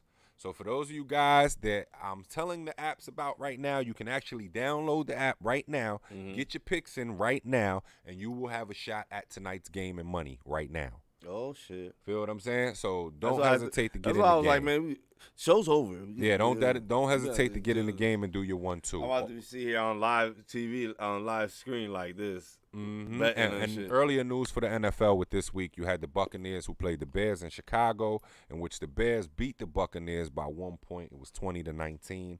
I'm sure everybody was shocked by that one because Tom Brady took a loss to the Bears. I heard that. I heard he was not having a bad day, but he was just couldn't connect or some shit like that. I think it was more surprising for me because this was actually his first loss in his career to Chicago. Yeah, right. You know what I'm saying? So it's kind of like, damn, he almost got away with beating them through his entire career. Yeah. You know what I'm saying? That But would've been a nice hey man, I statistic. guess they were there. Like Nick Foles said, we ain't having it. You know what I'm saying? Oh, And but they Nick took care of Foles business. though, you got to give it up to that man. That nigga's a beast though. No, I give Nick Foles his credit. I definitely give Nick Foles his credit. Because what he did from Philly to where he's at now in this career, we weren't expecting him to be like a superstar, but he definitely made his way. Oh no, that's a You know whole what fact. I mean? That's Like, a whole fact. That's definite. yeah. That's definite. So you guys out there, I'm a not Nick taking Foles anything away fan. from Nick I'm Foles. a Nick Foles fan. Nick Foles did his thing. He was the backup for Chicago, but right now he's the starter because Kavinsky was not holding the job down. Yeah. So they got Foles in there. Foles has been doing He his had a- thing, he and I always mean, had hey a man, good if arm, this is what though. you get out of Foles being in the game, I wouldn't mind seeing more But Foles. but see, that's the thing. This is why I respect Foles. He had a good arm. He might not have had all the other fundamentals we looking for, like a Mike Vick who can run, Mhm. or a Manning who can play the pocket well, or Definitely. or Roethlisberger who can get hit and stay standing. Yeah. But he definitely had the arm of these people. Like he could match Yeah, that's a whole fact. He can match his arm to them at least. That's a whole fact. You know what I mean? And for just other news of the NFL, you got tomorrow night's game, which is the Monday night game. You got the Chargers versus the New Orleans Saints. It's going down in New Orleans. That's going to be a good game. Then also, something else for you guys, there will be a Tuesday night game this week. Oh, new shit. Yeah. I think the last time they did the last time they did a Tuesday night game in the NFL was like in 2011 or some shit like that. 2011, 2010. It had to be a certain event for some reason. Something catastrophic happened to some shit like that. The way they moved the game. Other than that, it was because still I was about to say Thanksgiving. Thanksgiving's always on Thursday. Nah, they always have games. They always have games on Thanksgiving. But Christmas. No, it wasn't Christmas. They play on Christmas too. It was something big happened. No, I'm saying that Christmas would be probably the only other time you see it on Tuesday. Yeah. And but yeah, this Tuesday night there will be a game at 7. You know what I mean? You got the Buffalo Bills taking on the Tennessee Titans. That game will be played in Tennessee. So for those of you who didn't get to see it, that game also got moved because of the whole COVID. You know, a couple people tested positive, so they had to get that together and cleaned up. You know what I mean? Yeah, they had to. But that will be going down this Tuesday. So now moving along in the sports world, man, and now I'm gonna talk about what everybody else want to talk about, man. What the fuck happened to the Lakers on Friday night? Yo, listen, before you get into that, I don't record these shows, right? They stay live, they stay on YouTube and Facebook. I don't have a file where I can go back, but I wish I did. He said, but I wish I did. What did I say last Sunday? What did you say? I said, tell us about don't give up on the potential of the fact that the 3-1 thing and then people always, all right, the fifth, by this time, the fifth one, they're going to win them, and take them out 4-1. I said last week, I said, yo, man, don't be mad if they don't do that because they've always had LeBron has the potential of that. It's happened to him before. Yeah. Where he's had 3, they had the one loss, and then they came in there like, we taking this home, and then they lost. Yeah, it has happened before. That is very true. So I didn't predict that. I'm not saying I predict that Miami's going to win, but I was just saying, like, don't underestimate the people. Sometimes it's when it's 3-1 when you see motherfuckers come and be like, nah, we ain't losing this one. Well, I mean, that was the case for it. I'm sure a lot of people thought they were going to close it out. They pulled out the Black Mamba uniforms for that night to, make it more special. It also would have been a little more special because that night the game was actually considered a home game for LA. Okay. As opposed to tonight, it'll be considered a away road game. Yeah. You know what I mean? Just due to the structure, the way that the playoffs are laid out and set up. But, I mean, a lot of people, it was a lot of things that would have made it cool, that would have made it more synonymous. You know what I'm saying, for what it is. You know what I mean? You got the bubble. You got Kobe's passing earlier in the year. But I think just a lot of people are so shocked because they've seen basically what you've seen throughout LeBron's career, and that's just basically, him keeping the team involved. Right, and I was going to bring that up. I never say passing up the last shot or not taking the big shot because there has been times in LeBron James' career where he has took up the big shot. You know what I'm saying? But one thing about LeBron, and it doesn't matter what period of the game it is and how much time is left in the game, his mind frame when it comes to the game is to always keep his team involved and keep everybody locked in, which is Which is dope, but like, I get other people's argument. I get the argument of other people too because I'm one that puts up the argument at times. Yeah. You know what I'm saying? Like, I mean, with it on the line, would it be any less correct to do not like if you were in that situation and you want to make sure that like the team's involved and maybe it was a more cleaner open shot, you know what I'm saying? But would you pass it? If the guy's wide open. You know what I'm saying? I mean, and it all depends because, I mean, myself in that case, I'm built of a different. And it's like I told my younger brother because we were talking about it because he's a heavy LeBron James fan. But after that game that night, he was like, this is the first time I ever heard him, cursing LeBron out. You know what I'm saying? Yeah. And we were talking about it, you know what I'm saying? And like I told him, it's certain players are given a certain animal. Yeah, they're placed. A certain animal is placed inside of certain players. Yeah, you know what I'm saying, and it comes from when you're young. Yeah, it really starts from when you're young. It's something. You know what I'm saying? It's kind of taught. It's the killer instinct. You know what I'm saying? And But it's not. It's and not. It's more. it is. It's It is. kind of taught, but you have to be taught how to use it. Yeah, you know what I'm saying? But and you're you born also with have it, to though, too. believe that it's in you. Yeah, that too. You know what I'm saying? So it's like me and my brother, we were talking about it, and it's like I told my brother, LeBron has always had that supportive cast, you know, and if you look back in his videos and from when he Even was in younger, high school and yeah, shit. playing high school AAU ball, when you look back in those videos, that starting five for that high school team was also his AAU team. Mm-hmm. You know what I'm saying? So he always played with his best friends. Mm-hmm. So of course it was in him to pass the ball and keep his friends involved because you don't want to chuck your friends. Yeah. You know what I'm saying? And if you Especially on look at this it- level. and if Especially you on this look at it, level. even when it comes down to the level he's at now, on this level, all of his friends from that team and involved with his life at that point in time are still involved with his regime today. Yeah. Right. You know Facts. what I'm saying? So it's a great mind frame and a great outlook to have on the game and on life. You can't knock that outlook. You know what I'm saying? But being when you're a freak of nature and your physical presence dominates the game as much as it does, you know, a lot of people want you to go the other route. Yeah, my bad. Yo, there's a charger on the floor there, a white cord. You can give it to me? The No? Apple one? No, it's a white one, no? No. No, it's not there? You talking about the extension cord? Nah, there was a phone charger cord. My phone's dying. No, it's not here, brother. But yeah, I think you know I what got I'm saying? it over here. But like I was saying, you know what I mean? So with LeBron's outlook on the game and how he plays the game, it doesn't surprise me when he passes the ball. Because his mind is to keep his teammates involved, and it's a leader. You know, it is a leader's mind frame. It don't surprise me either because It's not the killer instinct leader's mind frame. Yeah, it's not. But I also look at it like what he's like, because he's very technical in basketball, and it's the cleanest, openest shot you can take. And throughout your 4 quarters, your guys are not fucking up. You know, why not? Why not? Yeah, why not? You know go what up I'm the ball? saying? Exactly. And I But- get that from his aspect, I and see, think. this was my thing. And like I told my brother, you know, because growing up where I grew up at from Brooklyn and in Coney Island, where we've had basketball players make it to that upper level. You know what I mean? But one thing, like I was telling my brothers, it was different for us growing up playing in that environment because we always had people behind us that wanted us to go in there and show that we were the best. Yeah.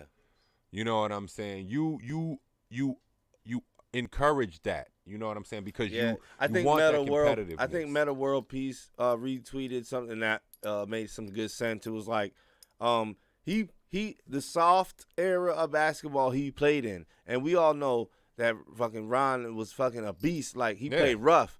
So imagine if he had played back in the era where you was getting elbowed in the face and all that shit. So he would have fit there too. But he still fit here. Yeah, he still fitted here.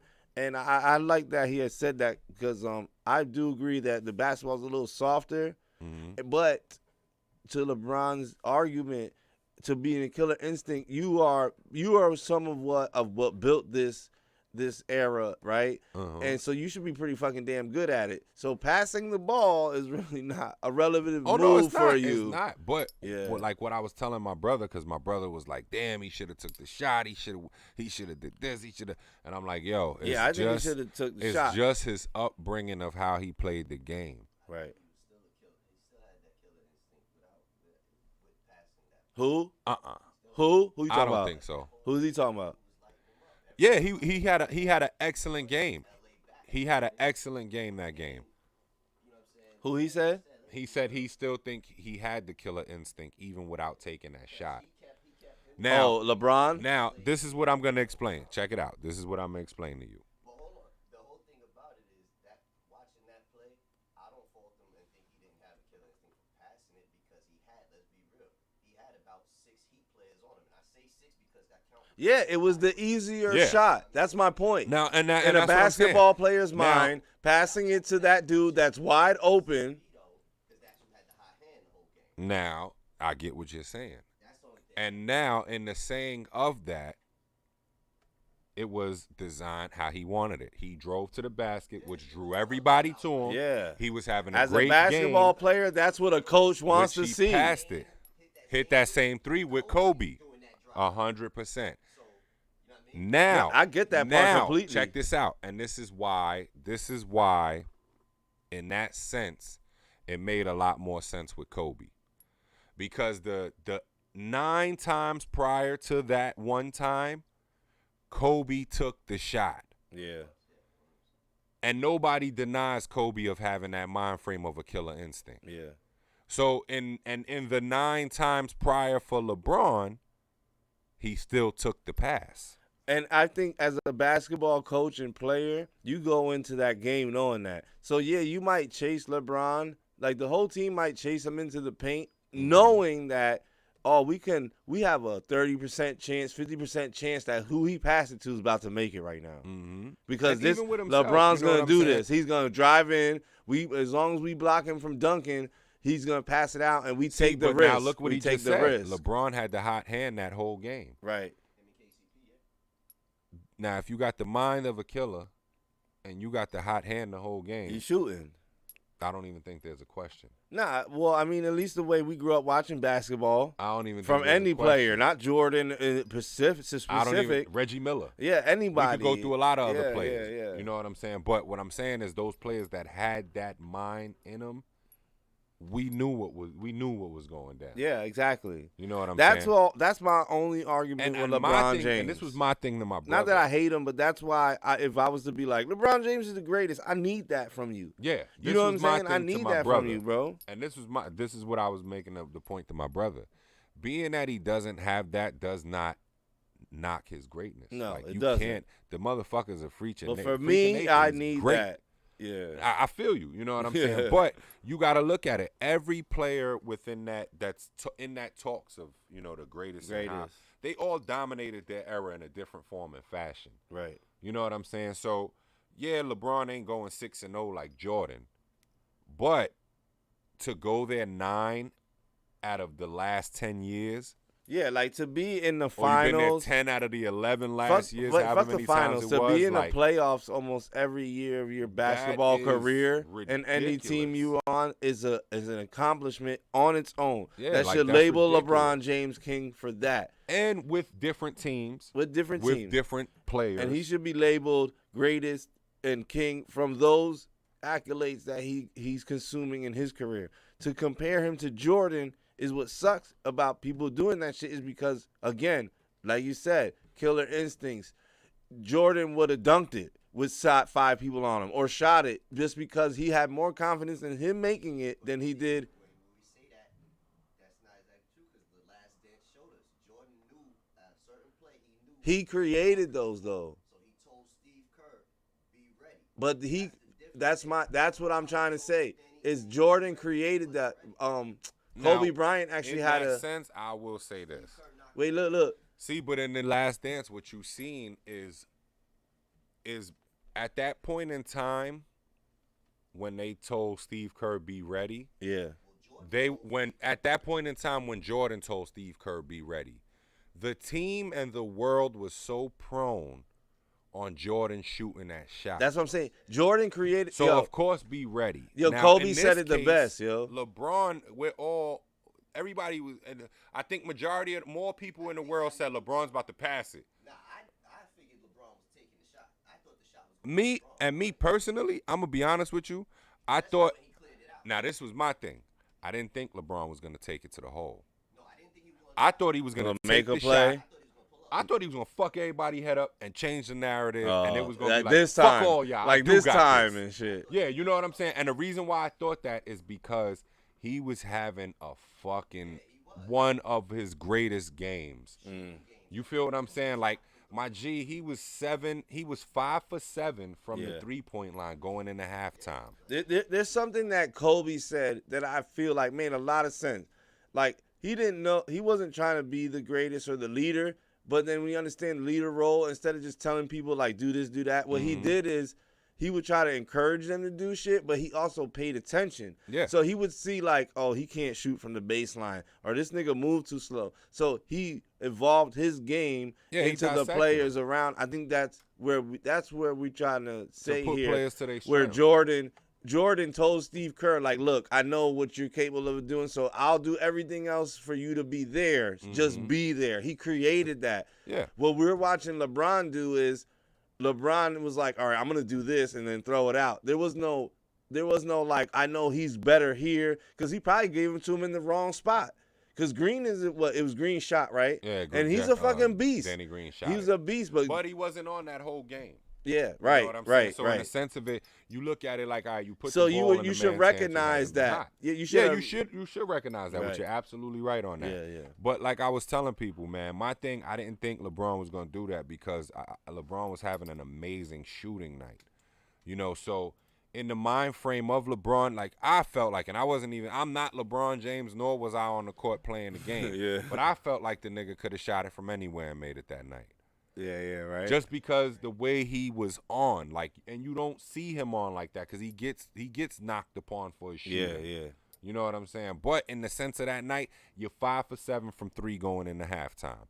You're shooting at like 60-something% from inside the 3-point line. Ooh, 60%? That was dope. He was shooting like 68% from inside the 3-point line that's going tough. into halftime. That's tough. And you're shooting, and you're 5 for 7. You know what I'm saying? So overall, your statistical numbers are outrageous right now. If you come out in the second half and you go at it with that same I think intent, that's what the old heads are trying to say. Like, yo, bro, like the numbers, the stats, they all line up, but every time at the last moment They fall short. you say, nah, never mind. Fall short. And I get it. I guess it's that humbleness, like you said, the group of camaraderie. He's like, if I do this right now, I'm taking thunder away from the whole team. Everybody shines. Yeah. And I think, and it's nothing wrong with that outlook and that mind frame. It's if we could do it in a way where everybody shines, or we could do it in a way where I shine and then y'all shine. Yeah. You know, and his way of doing it, everybody shines. Yeah. Which is dope. You know, you can't knock. Yeah, but then you run the risk of a J.R. Smith move. Exactly. You know run what I'm the risk saying? of a Danny Green miss. Yeah. You run the risk of a J.R. Smith doing what he did. Yeah. What I pay attention to it is even what he finished the game with. LeBron, he ended the game being 6 of 9 from the 3-point line. Yeah. That's why I thought he was going to shoot. Yeah, and my point exactly. That's what I'm saying. My Statistically, point, now listen to what I'm saying. any Now, person will look at that shit. Because I'm glad he said that. Yeah. I'm glad he said that because now this is going to tell you something. If you paid attention to that game, he was 5 for 7 by halftime. He was 6 for 9. That's only by the one. end of the That's game. only one. So that missed tells you throw he and a only half, came out and shot 3 more.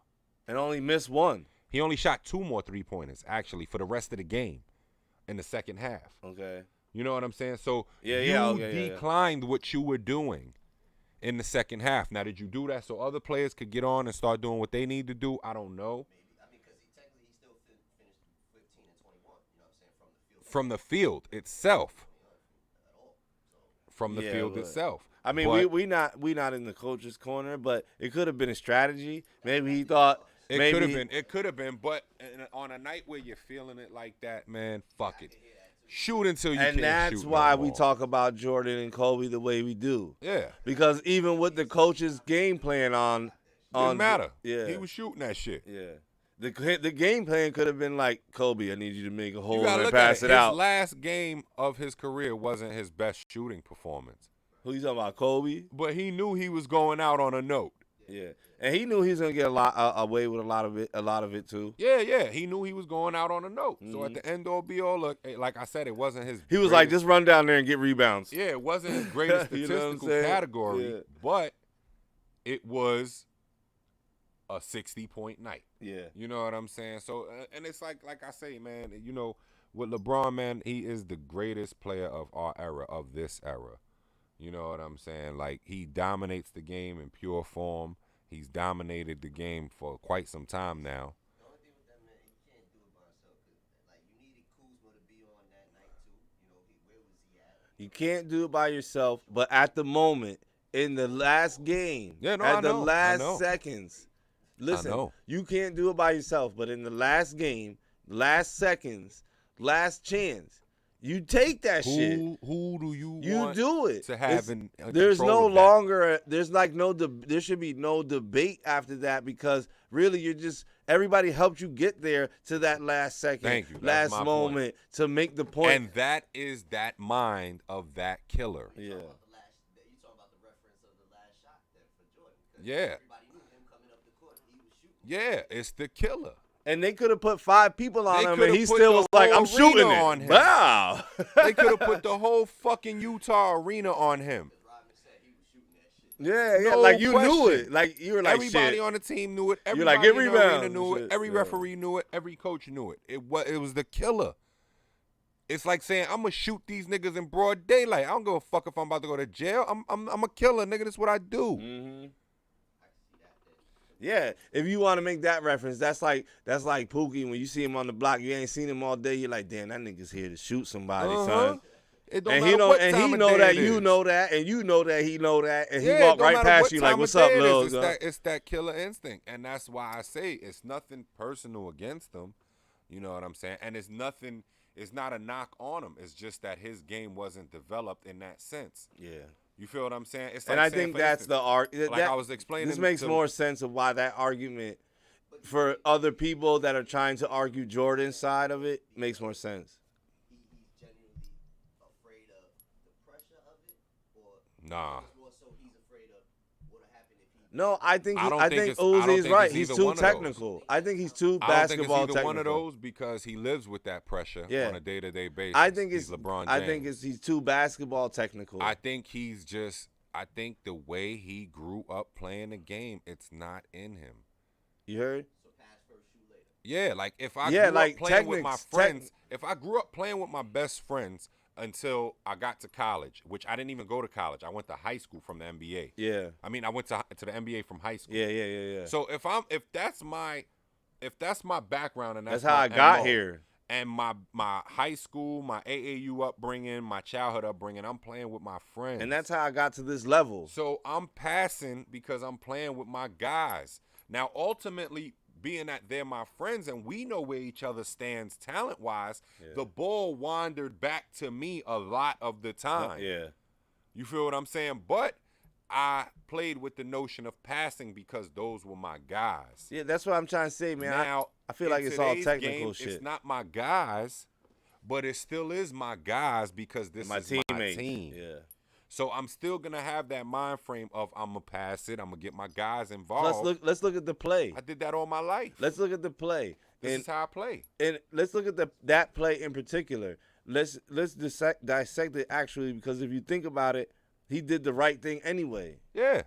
Because at the end of the day, they wanted to draw the end to give somebody an open 3-point shot. He did. Right? So in the coach's eyes, he did everything right. It was Danny Green who fucked up. Yeah. But And it's outside, we're like, LeBron James fucked up. and it's funny shit. because I explained it to my brother. I was telling my brother, I was like, yo, it's not that he didn't fuck up. He didn't fuck up. He didn't fuck passed up. the He rock did out. he did what that play For a calls coach, for a coach and the game of basketball, he made the right play. Yeah. But for a coach and wanting to win, It's two different things. he made the wrong play. Yeah. You understand what I'm saying? Because you know, all right, I don't care. Yeah, you could get the assist. It's great if he hits the shot. But you are that deciding factor every time down the court. And the fact that you were putting the ball in someone's hands that's going. And you could have went home. When you're 6 You of could have 9, went home. Fuck that. You could have went home. You out the bubble, son. to those components, it's like, damn, you You should have heard? shot it. Yeah, like you get to go home. You get to get out the bubble. Yeah, like yeah, everything it's- is it a should've been lot factor of right different now. incentives for you with that. Yeah, like there's 100 incentives right But, now. you And know, shit. like I said, and like I was telling my brother, it's nothing against him. I'm not. That doesn't take anything away from his greatness in my eyes at all. Because to get there, 10 out of 11 years is hard. What is it now? He played 50 finals games now. Who? Collectively, like yeah. For every player, for every game of each series, yeah. You know what I'm saying? So when you look at his career and what he's done, it's phenomenal. Yeah, you know what I'm saying? It's just he's not the player you wanted him to be. Yeah, That's really all it is. What it is problem. What the problem is people love Jordan so much that they're looking for the next one, and when the person don't fly and stick his tongue out and do all the extra shit like Jordan, they be like, he's not Jordan. To be honest with you, it's not even that. What they wanted out of Jordan, and this is what Jordan brought to it. With my plastic on my hands. It's knowing and not being afraid to show that you're the best. Yeah. That's all it was. For Jordan, it was showing, I'm going to show you that I'm the best in the world. But that's There's my point. nobody next to me. I'm going to show this I to think you. that's the point what I'm saying, though, is that, like, people, when they're looking for the next Jordan, they're looking for Jordan. And that's impossible. Yeah, but I'm saying, like you said, flying through the air, the tongue out and stuff like that. Like, nah, my thing is this. And it's not impossible.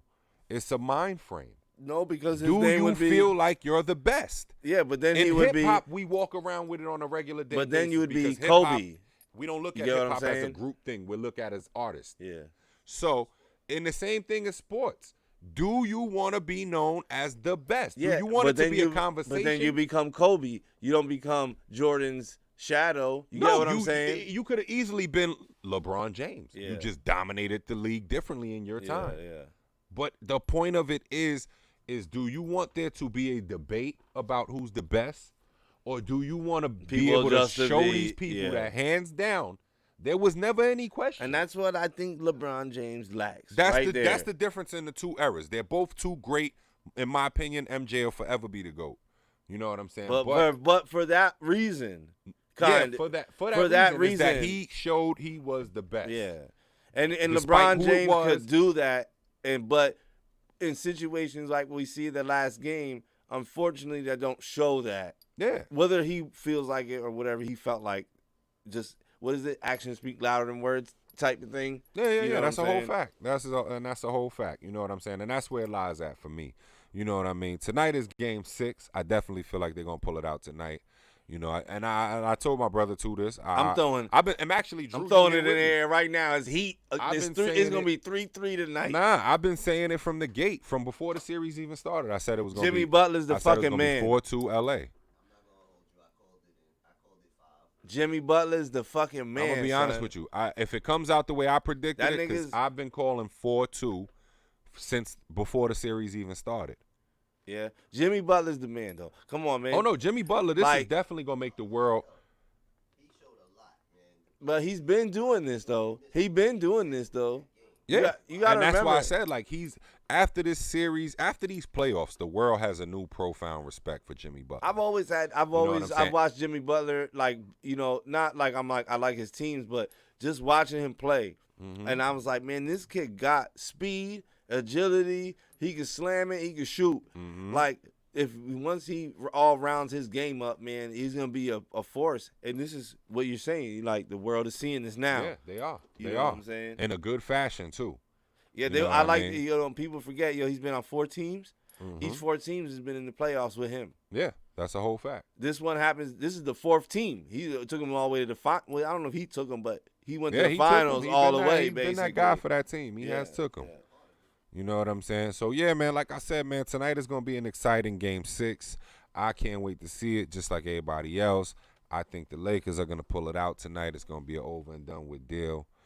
Mike, on the other hand, thinks Miami's going to push it to game 7.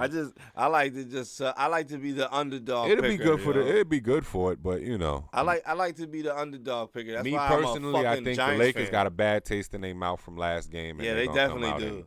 Well, this will prove to us right here what you're saying about LeBron. We'll see where this takes him from from last game's. Let's not call it a fuck up, but from last game's missed shot. Let's see if that changes. If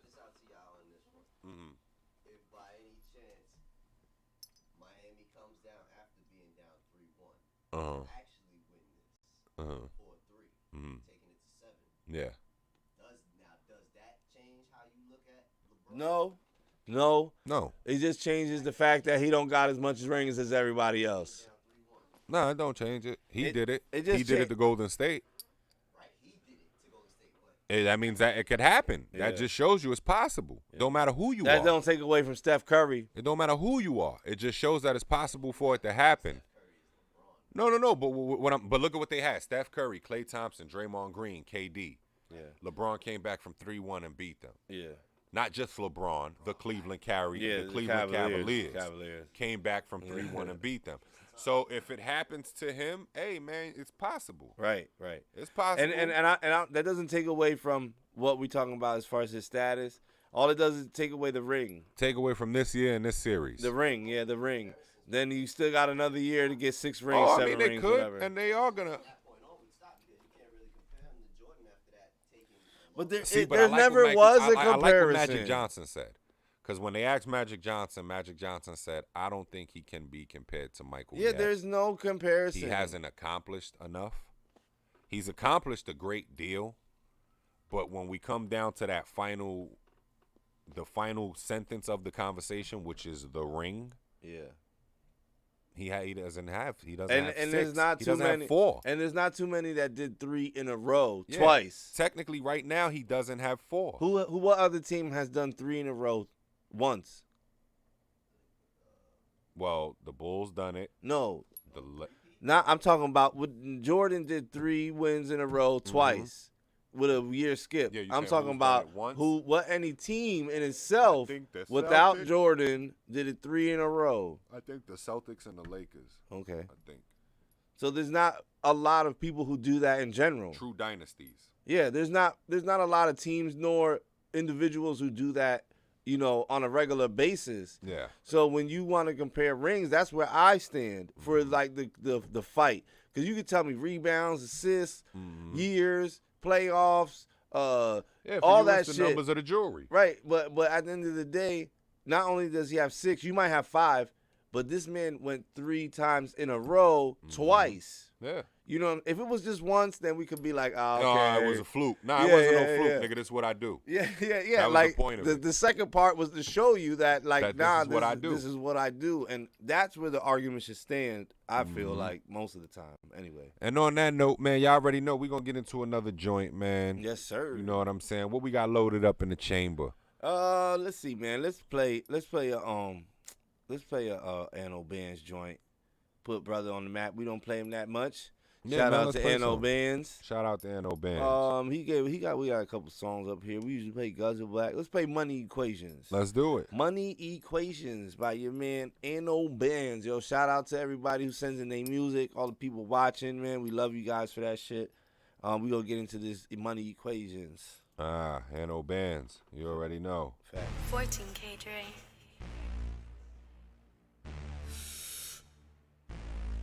Smoking that gas. 14K, got my beat from Drew.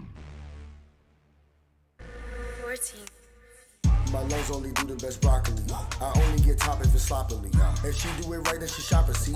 I like them commas, apostrophes. We making money hypothesis, but you do not know the equation. I'm teaching them multiplication. I took a test and I aced it. Roll up a blunt and then face it. We doing money equations. We doing money equations. We doing money equations. My clientele is Caucasian. That nigga look like an agent, but trust me, he's still on probation. I give niggas jobs, now they hating. Tomorrow is orientation. Don't be late, I get mad and impatient. I'm making money relationships. She kinda bad, so I slayed the bitch. After I fuck her, I hate the bitch. Act like a roast, so I raid the bitch. She said it's a game till I play the bitch. All by the girls making plays and shit. I'm getting dough different ways and shit. Not with the pokers, we spraying shit. Like I don't know what you're saying, bitch. I wish that you would and I'm praying, bitch. My lungs only do the best broccoli. I only get top if it's sloppily. If she do it right, then she shop it, see? I like them commas, apostrophes. We making money hypotheses, but you do not know the equation. I'm teaching them multiplication. I took a test and I aced it. Roll up a blunt and then faced it. We doing money equations. We doing money equations. We doing money equations. Got so much drip that I'm leaking out juice. Shiv up my dick like a fucking masseuse. Head game is sick, I've been calling her flu. Call up the plug when I'm making a move. We talking numbers, you looking confused. I'm counting hundreds and you counting views. You wanted to run it, but we got the tools. I made an example and you made the news. Got this little bitch in a fantasy. Just call me Anno, not Anthony. Just roll the joint, now I'm Japanese. Just want some phones and they orange and green. She gave me throat while I'm pouring her lean. She called me to go when I'm all in her spleen. Gotta be gas when I'm smoking some weed. I'm going so ham that I'm focused on cheese. My lungs only do the best broccoli. I only get top if it's sloppily.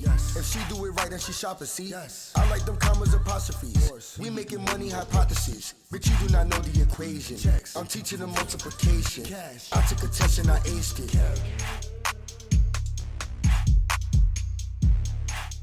14K, got my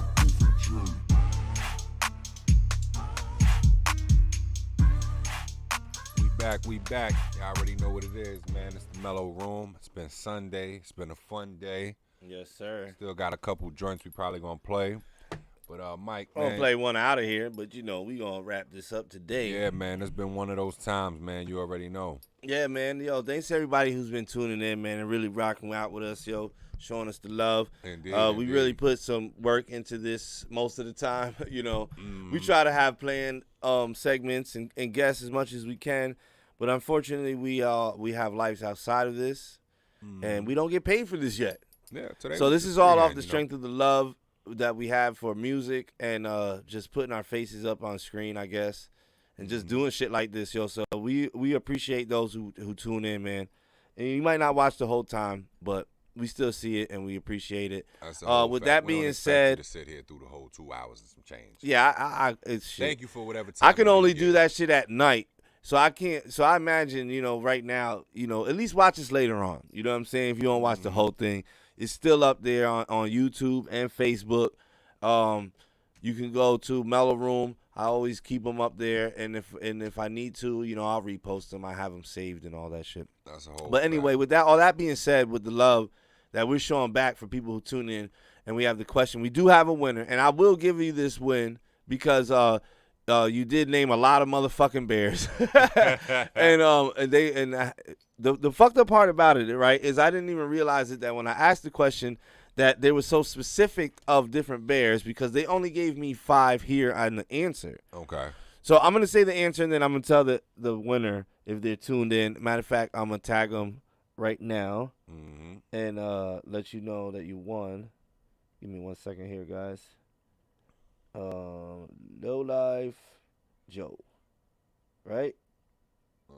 Shout out to Low Life Joe.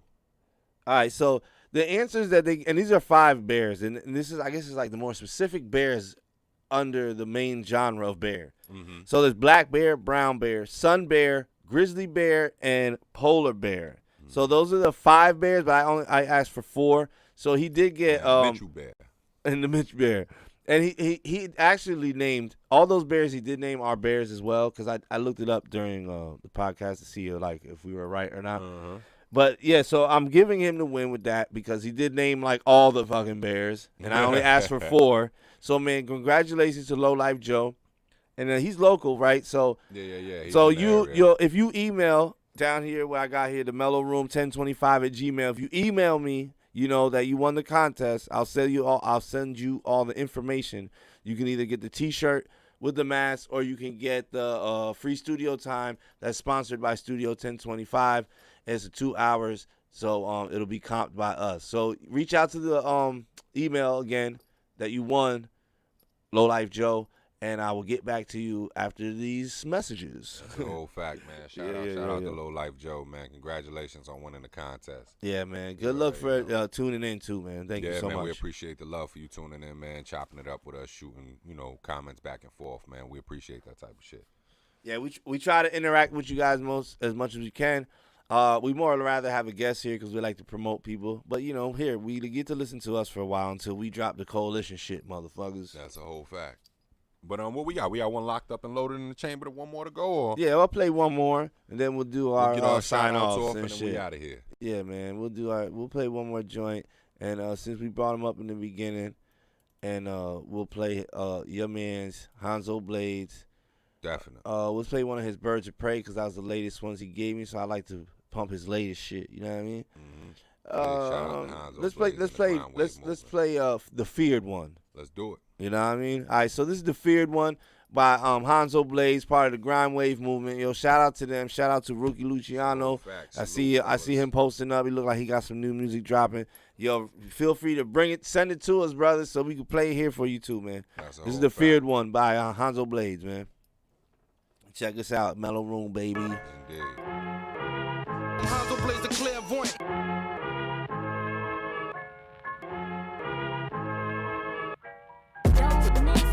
Hanzo Blades the clairvoyant.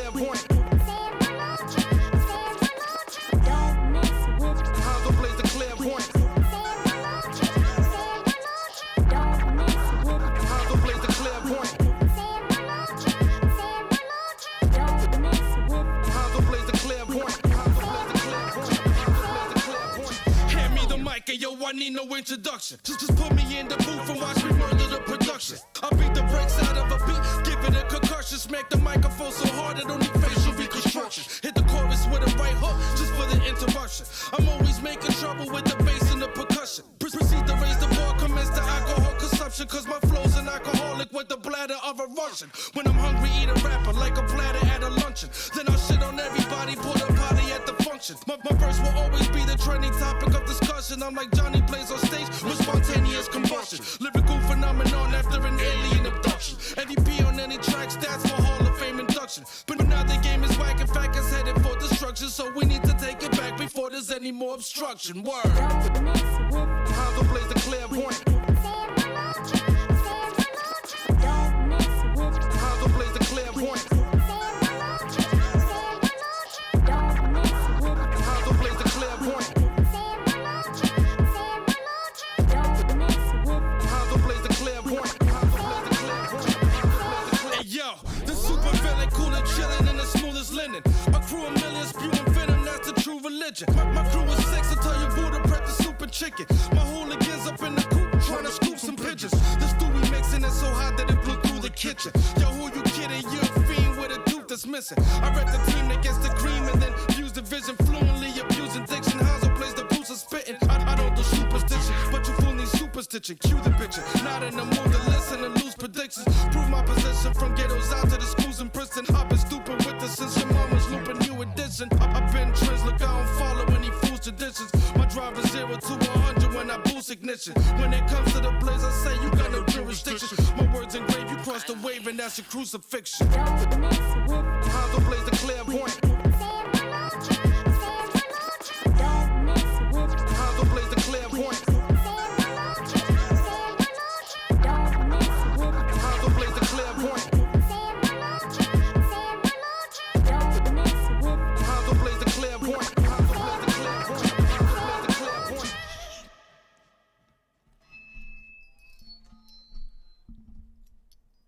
See, we were so locked in on that one. You love Yeah, those we was already out of here and shit. Yeah, you love those. That's why you love those type of records, because them shits get you lost. We was already done. I was like, oh shit. You already know, man. Big shout out to Hanzo Blaze. That was the feared one. Shout out to the whole ground wave movement, man. Yeah, man. That joint Shout right out to there. everybody, man. Yeah, man. That joint was off of the Birds of Prey project, man. Y'all go and pick that up, man. That was the last project by Hanzo Blaze. Yeah. And he got mad other shit coming. He got other projects coming. He got other singles he do with other niggas and shit. Yeah. Yo, I tagged him in the comments, so go check him out on his Facebook, man. It'll lead you to a lot of his music as well. Definitely. Big shout out to Low Life Joe for winning our contest today. Yeah, man. Low Life, reach out to me, email me your Let us know information what you so I prefer. could. Yeah. You know what I mean? Get with us so we can make this happen. Also, man, big shout out to everybody that rocked out with us today, man, and tuned in. You know, we love the support. You know what I mean? We love you guys for rocking out with us. Don't forget to like, share, tell a friend, pass it around, and make sure it get back over here. You heard? Yeah, man. Share that shit everywhere. MELLO-ROOM, man. Also, big shout out to Airs Printing. Don't harsh my mellow. Don't do it. Please don't do it. Big shout out to Airs Printing. You already man, know shout that's out the Airs family Printing. over there. J Notes and the fam. I'm sure he ain't in good spirit right now, cause Yo, we always Atlanta go through this lost. every Sunday. Yeah, Atlanta lost, so I'm sure it's soaking in his spirit. I'm sure it's sizzling in his spirit right now. I know, man. That man, he's busy. He's had a lot of work going on, and his Falcons I'm is sure, hurting man. him. It ain't going Busy too good man for those guys. Busy, You know what I mean? man, dog. But also big shout out to iCravesDesserts.net. Yeah, man. iCraveDessert.net. You know what I mean? Get in loop with them. Get in line for your baked goods. I know you got holidays. There's different things coming up right now that people are celebrating, where decorative cookies and decorative desserts are always at the table. Yeah. So, yeah, man, yeah, don't yeah. be afraid to get in line with them, man. Shout them out. Get them a shot. They definitely got something that they'll surprise you. I'm 100% sure of that. They will blow you away. Yeah. You know, and this is a family thing. Well, this is my family crave dessert, so I'm always surprised. You know, like for me, I'm like, you ain't got none of them treats. You know what I'm saying? Like, you know, and I don't get to see them that much as I used to, but when I do, I'll be ready for some cookies. But they don't never give me none. She don't never give me shit. Nah, but go purchase shit. Show Yeah. love and shout out them. You know what I mean? definitely show them love and try to send some business their way. Ain't nothing wrong with, you know, one hand washing the other and we both wash the face. You figure deal me? Yeah, man, and also not official sponsors, but shout out to Extreme Extraction over here in Orange Ave as well, man. Some cool peoples and whatever. So you know, I told him I'd give him a shout out once in a while here and there. Definitely, but not an official sponsor. Also, you know, shout out to everybody, you know, in the K that rocked out with us, man. Shout out to everybody back home in Brooklyn. Yeah, Jersey, man. That show us love. All over, man. Wherever you guys are, man. Thank you. I mean, also to all of those other people in all of those other places that show us love and support. You know what I mean? We greatly appreciate it. Yeah, man. You know what I mean? We do this MELLO-ROOM thing here because it's something we love to do. You know what I mean? It could be an easy-going Sunday and we home doing what we do, but we do this because we love it. Yeah. You know what I mean? Well, if you think about it, we'd rather be here than sitting at home on Sunday. Even though the fucking games is on and all that shit. That's a whole fact. You know what I mean? So, but, yo, in the studio, we going to have the games up here soon, don't worry. Yeah. So, y'all already know, man. From us here, Studio 1025 in the MELLO-ROOM. Yeah. You already know. We out, man. Thank you so much, yo. And this joint right here on the way out, man, this is me and Uzi's joint, Prosper. You know what I'm saying? I'm going to play it this time, yo, because, you know, it's not an official release of it, but, you know, we prospering. We want y'all to prosper. So, you know, here we go, man. Prosper, yo. Yes, sir. Y'all already know, man. Peace and love. Yeah. And give me 1 second, because once I do this slow-ass clicking shit that I'm doing, and then we can get the song popping. You ready, yo? This is Prosper, my nigga, by me and Big Ooze on our coalition shit coming up, man. Thanks a lot for tuning in, guys.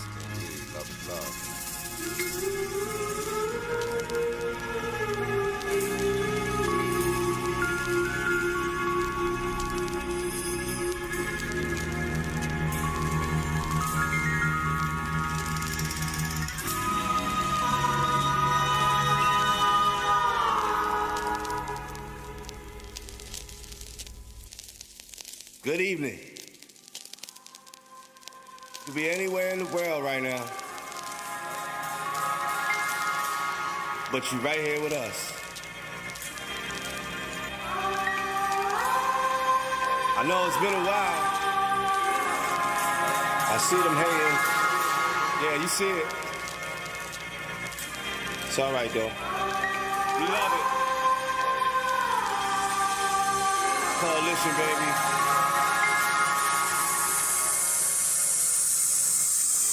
I think they mad cause the paint master suede in my shoes.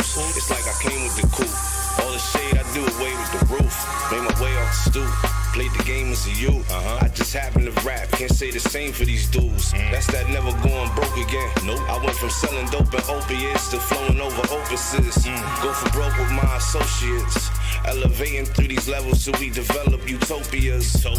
Witnessed by prophets, written by holy men. We holy men. Mastered by Jedi, we like the holy trend.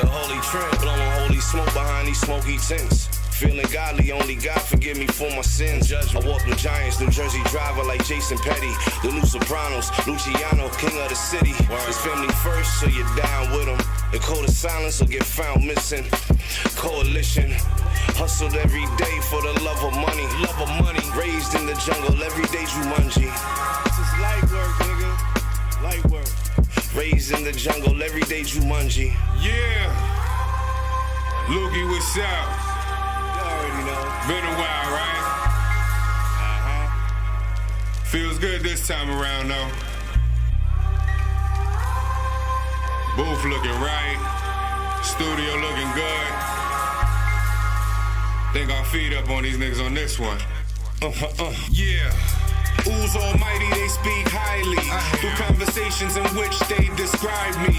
Escalated as I elevated. The youth are educated. Make sure that's mentioned in my declaration. Switch gears as I jump tears. Tears repel off the windshield. As the engine jump gears, I'm up there. One of a kind, truly am I. Melanated, my skin provide the purest of shine. Inspired, my empire. Hell from the empire. Piece of the fan back in the empire. Coalition, we in great position. Wave of the future, my nigga, you see the vision. Let me tell it, we chillin'. Talk to me. Falling on deaf ears, now they can't talk to me. Cemetery of tracks, I done murdered them all. No longer studios, now we calling them malls. Flying high, overlooking the fog. View clear from here and I see it sucks to be y'all. You said it worked. So we pray for better tomorrows. What you mean? Yeah.